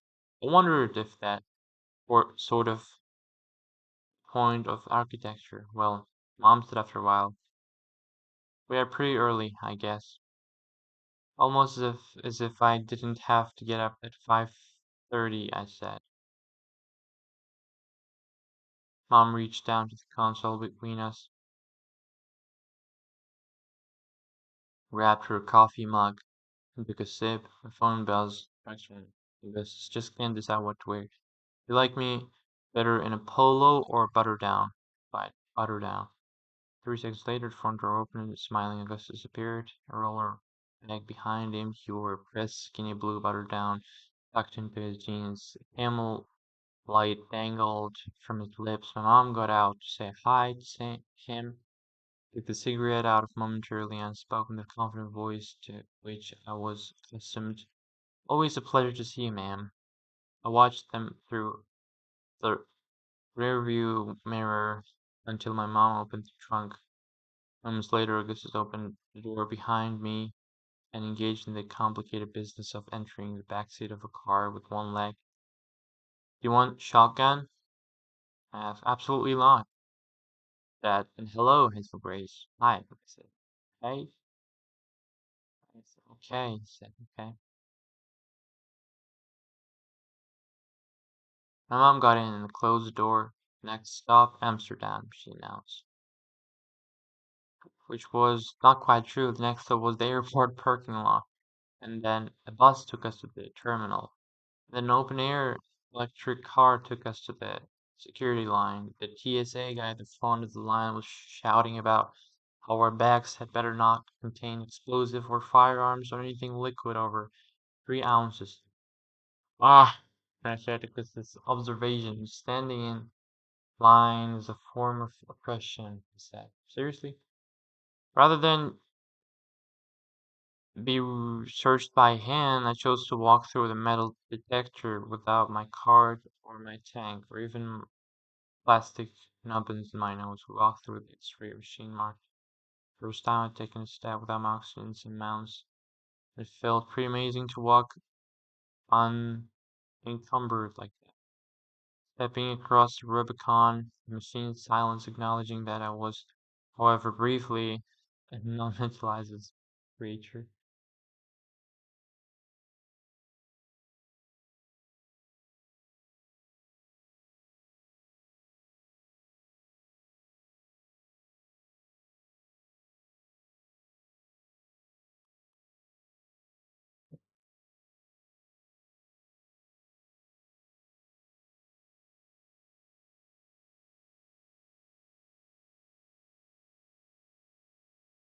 Skinny dude.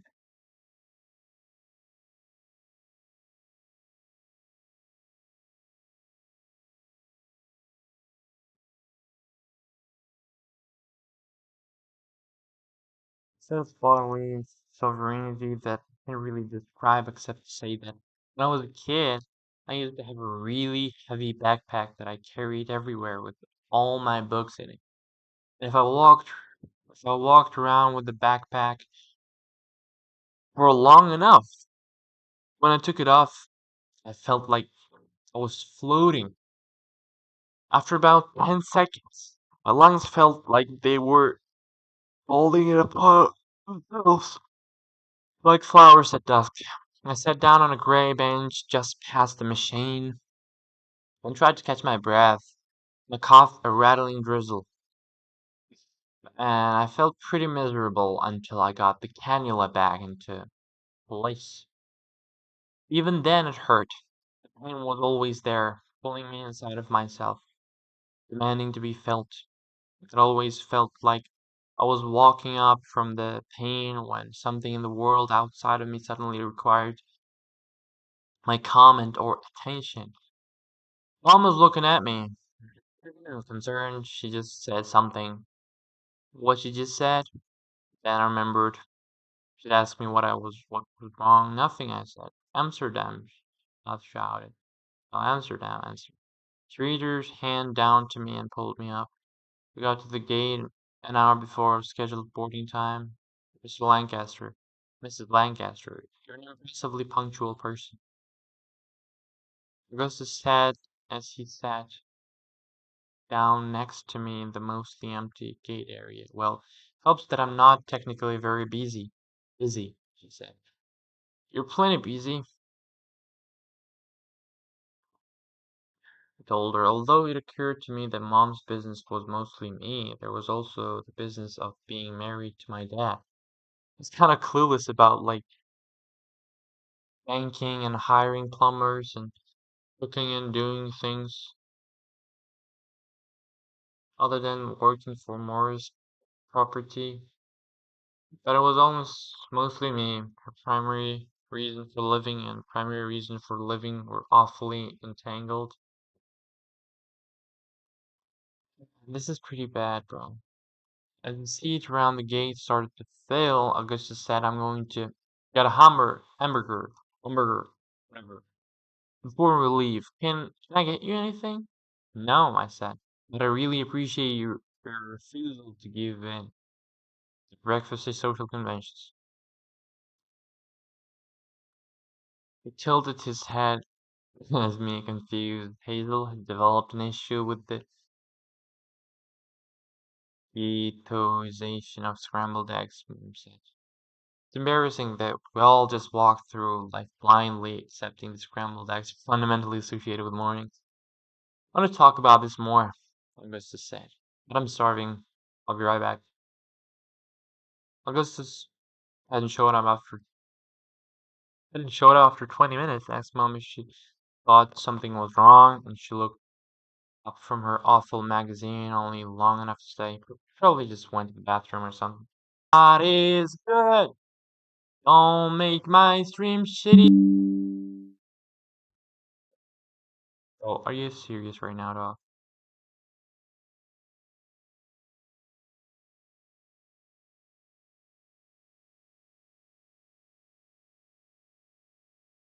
Okay, whatever. A gate agent came over, whatever. I was embarrassed to have this lady kneeling in front of me while everyone watched. So I texted Augustus while she did it. In reply, Mom seemed unconcerned, but I was imagining all kinds of Amsterdam trip ruining fates. Arrest, injury, mental breakdown, and I felt like there was something nonsensory wrong with my chest as the minutes ticked away. Goddamn.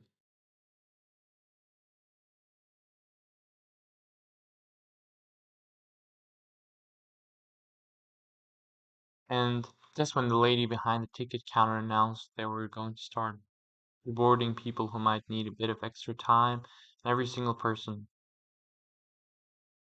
in the gate area turned squarely to me. I saw Augustus fast limping towards us, a McDonald's bag in one hand and his backpack slung over his shoulder. Where were you? The line got super long, sorry, said, offering me a hand up. I took it, and we walked side by side to the gate to pre-board. I could feel everybody watching us, wondering what was wrong with us, and whether it would kill us, or how heroic my mom must be, and everything else. That was the worst part about having cancer sometimes. The physical evidence of disease separates you from other people. We were irreconcilably, what the fuck is that? Other, and never was it more obvious than when the three of us walked through the empty plane, the stewardess nodding sympathetically, and gesturing us toward our row in the distant back. Sat in the middle of our three-person row with Augustus in the window seat and my mom in the aisle. It felt a little hammed in by mom. So of course I scooted over toward Augustus. We were right behind the plane's wing. He opened up his bag and unwrapped his burger. The thing about eggs, though, he said, is that breakfastization gives the scrambled egg a certain sacrality, right? You can get yourself some bacon or cheddar cheese anywhere, anytime. From tacos to breakfast sandwiches to grilled cheese, but scrambled eggs, they're important. Liturgers, I said. The people were starting to file into the plane now. I didn't want to look at them, so I looked anyway. And to look away was to look at Augustus. I'm just saying, maybe scrambled eggs are computerized, but they're also special. To have a place and a time like church does. Can't be more wrong, I said. You're buying into the cross-stitched sentiments of your parents through pillows. You're arguing that the fragile, raw thing is beautiful simply because it's fragile and raw. That's a lie, and you know it. The hard person to confront, this is it. Easy confront is comforting. Easy comfort is comforting. I said, you were raw and fragile flower once, you remember? For a moment he said nothing. You do know how to shut me up, Hazel Grace. It's my privilege and responsibility, I answered. Before I broke my eye contact with him, he said, listen, sorry I avoided the green area. The McDonald's line wasn't really that long. I just didn't want to sit there with all those people looking at us or whatever. At me, mostly, I said. You could glance at us and never know he'd been sick, but I carried my disease with me on the outside, which is part of why I become a homebody in the first place. Augustus Waters, noted charismatist, is embarrassed to sit next to a girl with an oxygen tank. Not embarrassed, he said. They just piss me off sometimes. And I don't want to be pissed off today. After a minute, he dug into his pocket and flipped open his pack of smokes. About 9 seconds later, the blonde stewardess rushed over to our row and said, Sir, you can't smoke on this plane. Or any plane. I don't smoke, he explained, the cigarette dancing in his mouth as he spoke. But it's a metaphor, I explained. It puts the killing thing in his mouth but doesn't give it the power to kill him. The stewardess was flamencos for a fully moment. Well, the metaphor is prohibited on today's flight, she said. Gus nodded and rejoined the cigarette to its pack. We finally taxied out the runway and the pilot said, Flight attendants, prepare for departure. And then two tremendous jet engines roared to life, and we began to accelerate. This is what it feels like to drive in a car with you. He smiled, but he kept his jaw clenched tight and said, Hey? We're picking up speed, and suddenly Gus's hand grabbed the armrest, his eyes wide, and I put my hand on top of his hand and said, Okay? He didn't say anything, he just stared at me wide-eyed, and I said, Are you scared of flying? I'll tell you in a minute, he said. The nose of the plane rose up and we're aloft. I stared out the window watching the plane shrink beneath us, and then I felt his hand relax beneath mine. He glanced at me and then looked out the window. We're flying, he announced. I've never been on a plane before. And look, you have shouted, pointing at the window. Yeah, and I said, yeah, I see it. It looks like we're in a plane, in an airplane. Nothing has ever looked like that ever in all of human history, he said. His enthusiasm was adorable. I couldn't resist leaning over to kiss him on the cheek. Just so you know, I'm right here, I sat sitting next to you, your mother. Held your hand as you took your first infantile steps. It's friendly, I reminded her, turning to kiss her on the cheek. Didn't feel too friendly. Was muffled just loud enough for me to hear. When surprised and excited and innocent gusts emerged from grand gesture metaphorically inclined Augustus. I literally couldn't resist. It was a quick flight to Detroit, where the little electric car met us as we disembarked and drove us to the gate from Amsterdam. Plane had TVs in the back of each seat, and once we were above the clouds, Augustus and I timed it so that we started watching the same romantic comedy at the same time on our respective screens. But even though we were perfectly synchronized in our presenting of the play button, his movie started a couple of seconds before my eyes. Every funny moment, he'd laugh just as I started to hear whatever the joke was. Mom had this big plan that we would sleep for the last several hours of the flight. So when we landed at 8 a.m., we hit the city, ready to suck the marrow out of life or whatever. So after the movie was over, Mom and Augustus and I all took sleeping pills.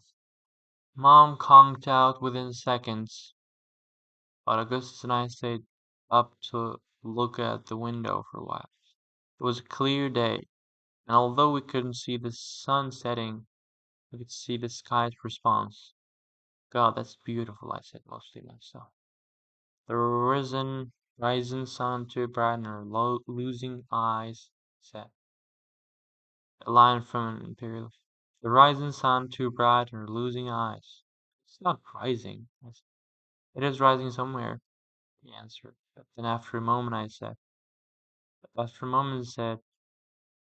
observation. It would be awesome to fly in a super fast airplane that could chase the sunrise around the world for a while.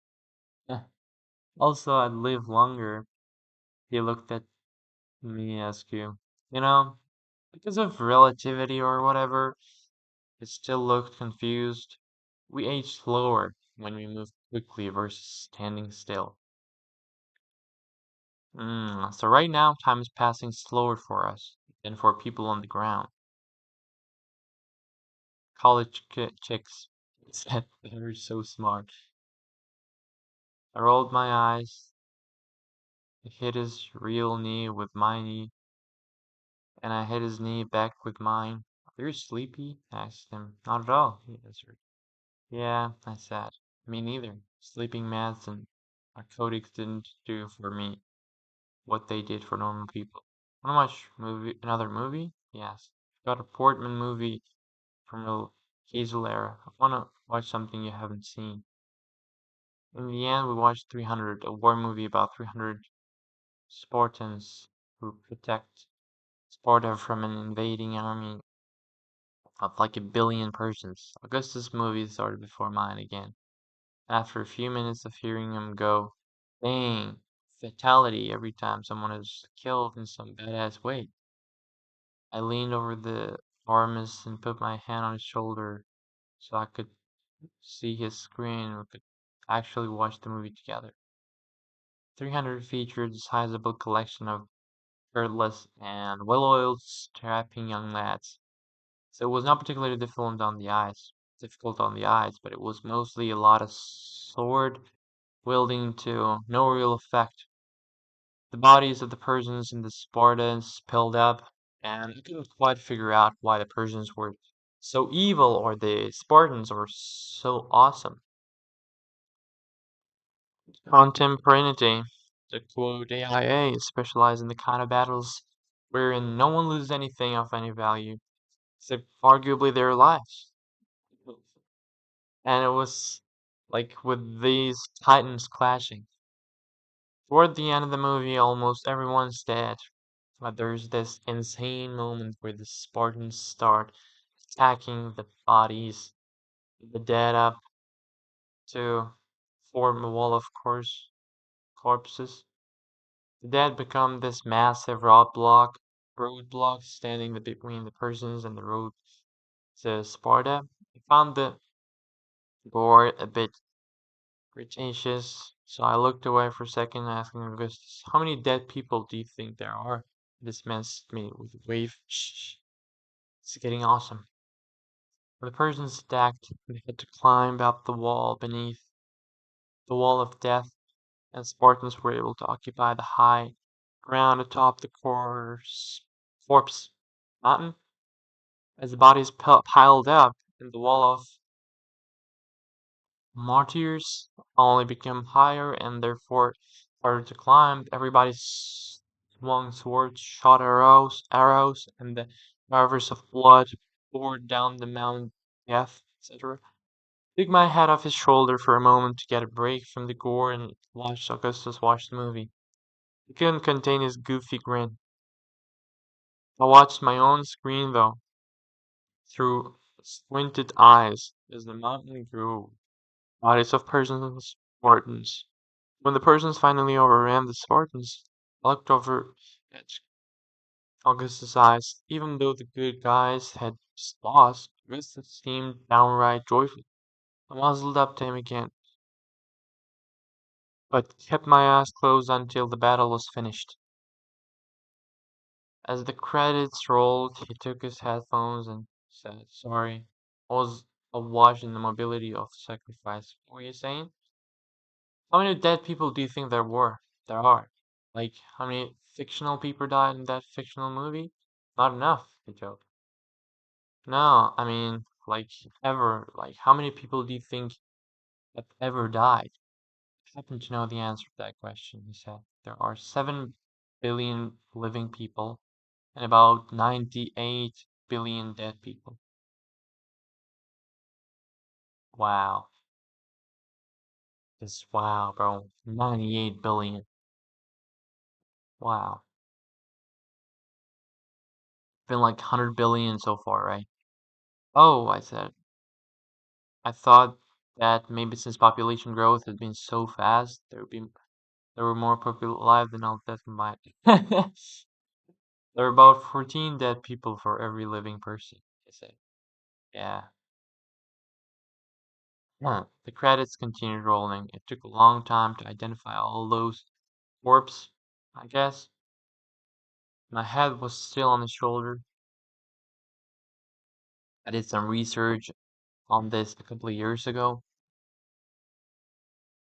Augustus continued. I was wondering if everybody could be remembered. Like, if you got organized and assigned a certain number of corpses to each living person, would there be enough living people to remember all the dead people? Are there? Sure, then one can name 14 dead people where disorganized mourners. So a lot of people end up remembering Shakespeare and no one ends up remembering the person who wrote. Sounded 55 about. Yeah, I said. It was quiet for a minute, and then he asked, "Want to read or something?" I said, "Sure." I was reading this long poem called Hell by Allen. Please not read a poem, bro. It's a torture. And Gus was reading an Imperial Affliction, and after a while he said, "Is it any good?" "The poem?" I asked.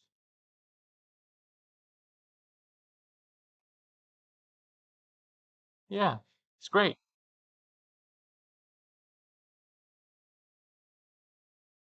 The guys in this poem take even more drugs than I do. "How's AIA? It's still perfect," he said. "Read to me."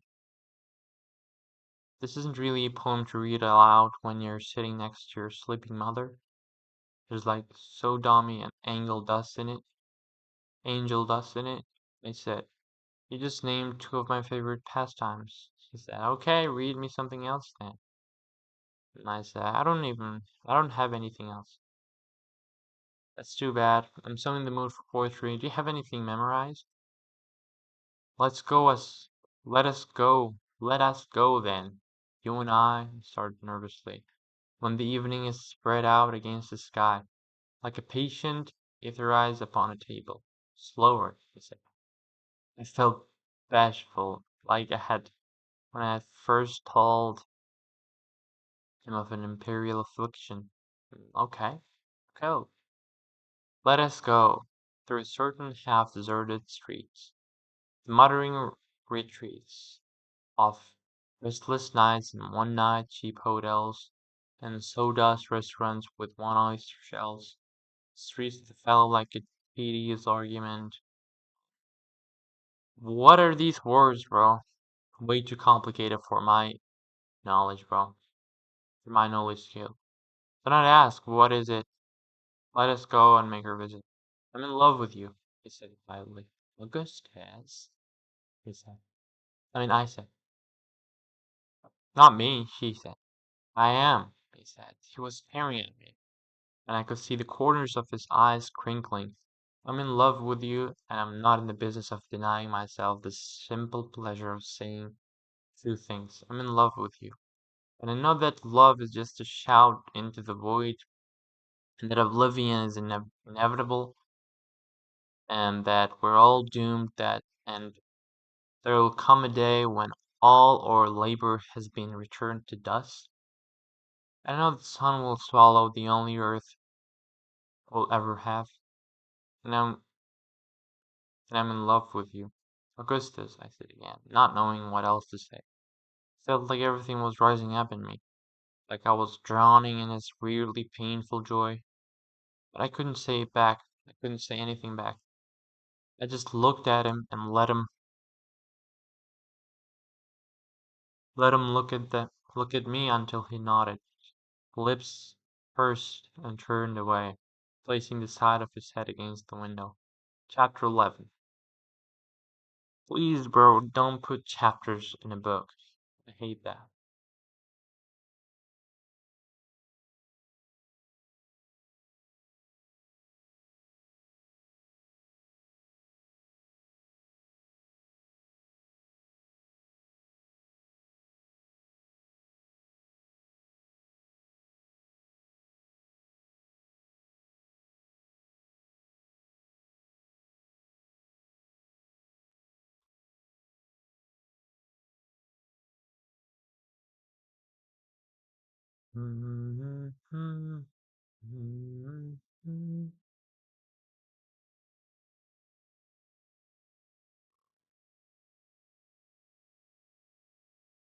Okay. I think he must have fallen asleep. I did. Eventually, woke up to the landing gear coming down. My mouth tasted horrible, and I tried to keep it shut for fear of poisoning the airplane. I looked over at Augustus, who was staring out the window as we dipped below the long-hung clouds. I straightened my back to see the Netherlands. The land seemed sunk into the ocean. The little rectangles of green surrounded on all sides by canals. We landed, in fact, parallel to canal, like there were two runways, one for us and one for waterfowl. Forgetting our bags and clearing customs, we all piled into a taxi driven by this dotty old guy who spoke perfect English, like better English than I do. Hotel Flassel, I said. You're Americans? Yes, my mom said. We're from Indiana. Indiana, I said. They steal the land from the Indians and leave the name? Yes, something like that.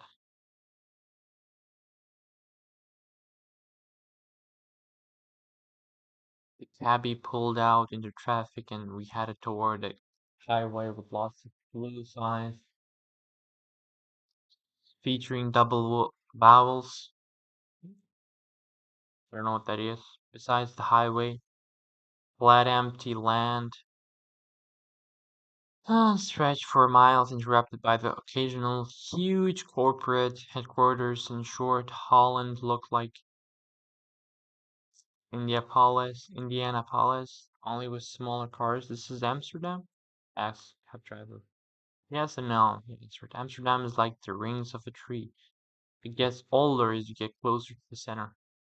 It happened that all at once we exited the highway, and there were the row houses of my imagination lining the free seriously to work house.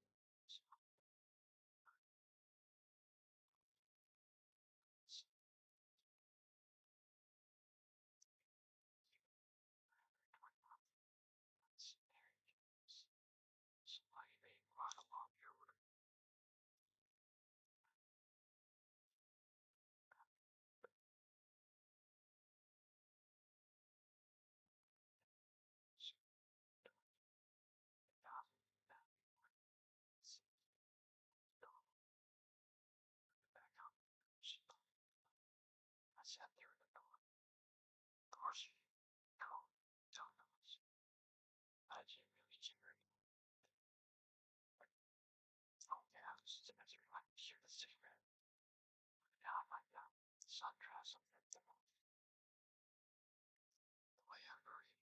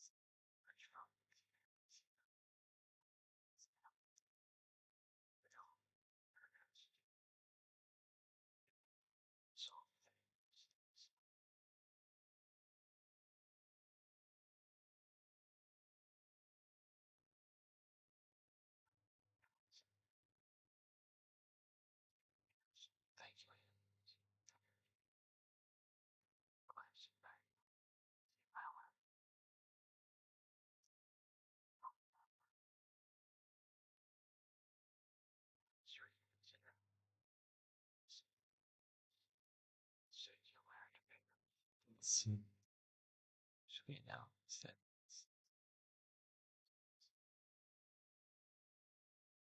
my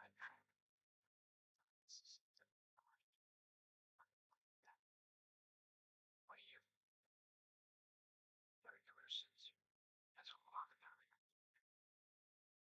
but instead of the two of us sits together and trudge down a gesture for the seat. This is like road that trap for your stops. So now we're done together. This is right up trains and that's use and trains everywhere.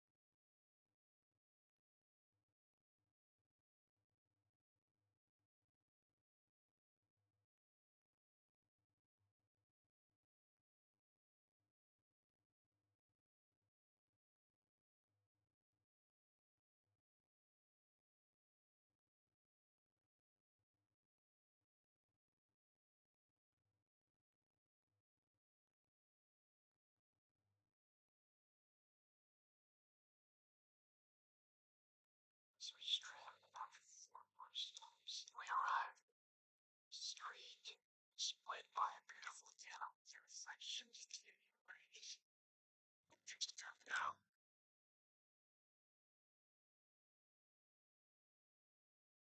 Oh my god, bro.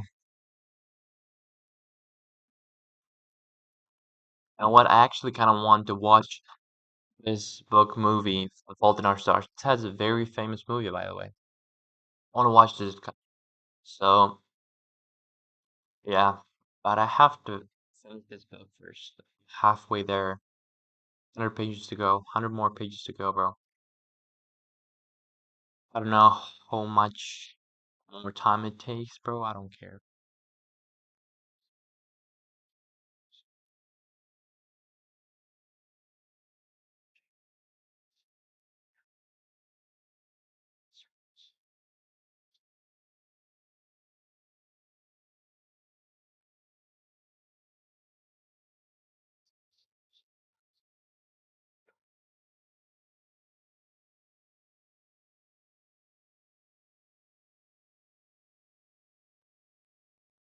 Sounds weird.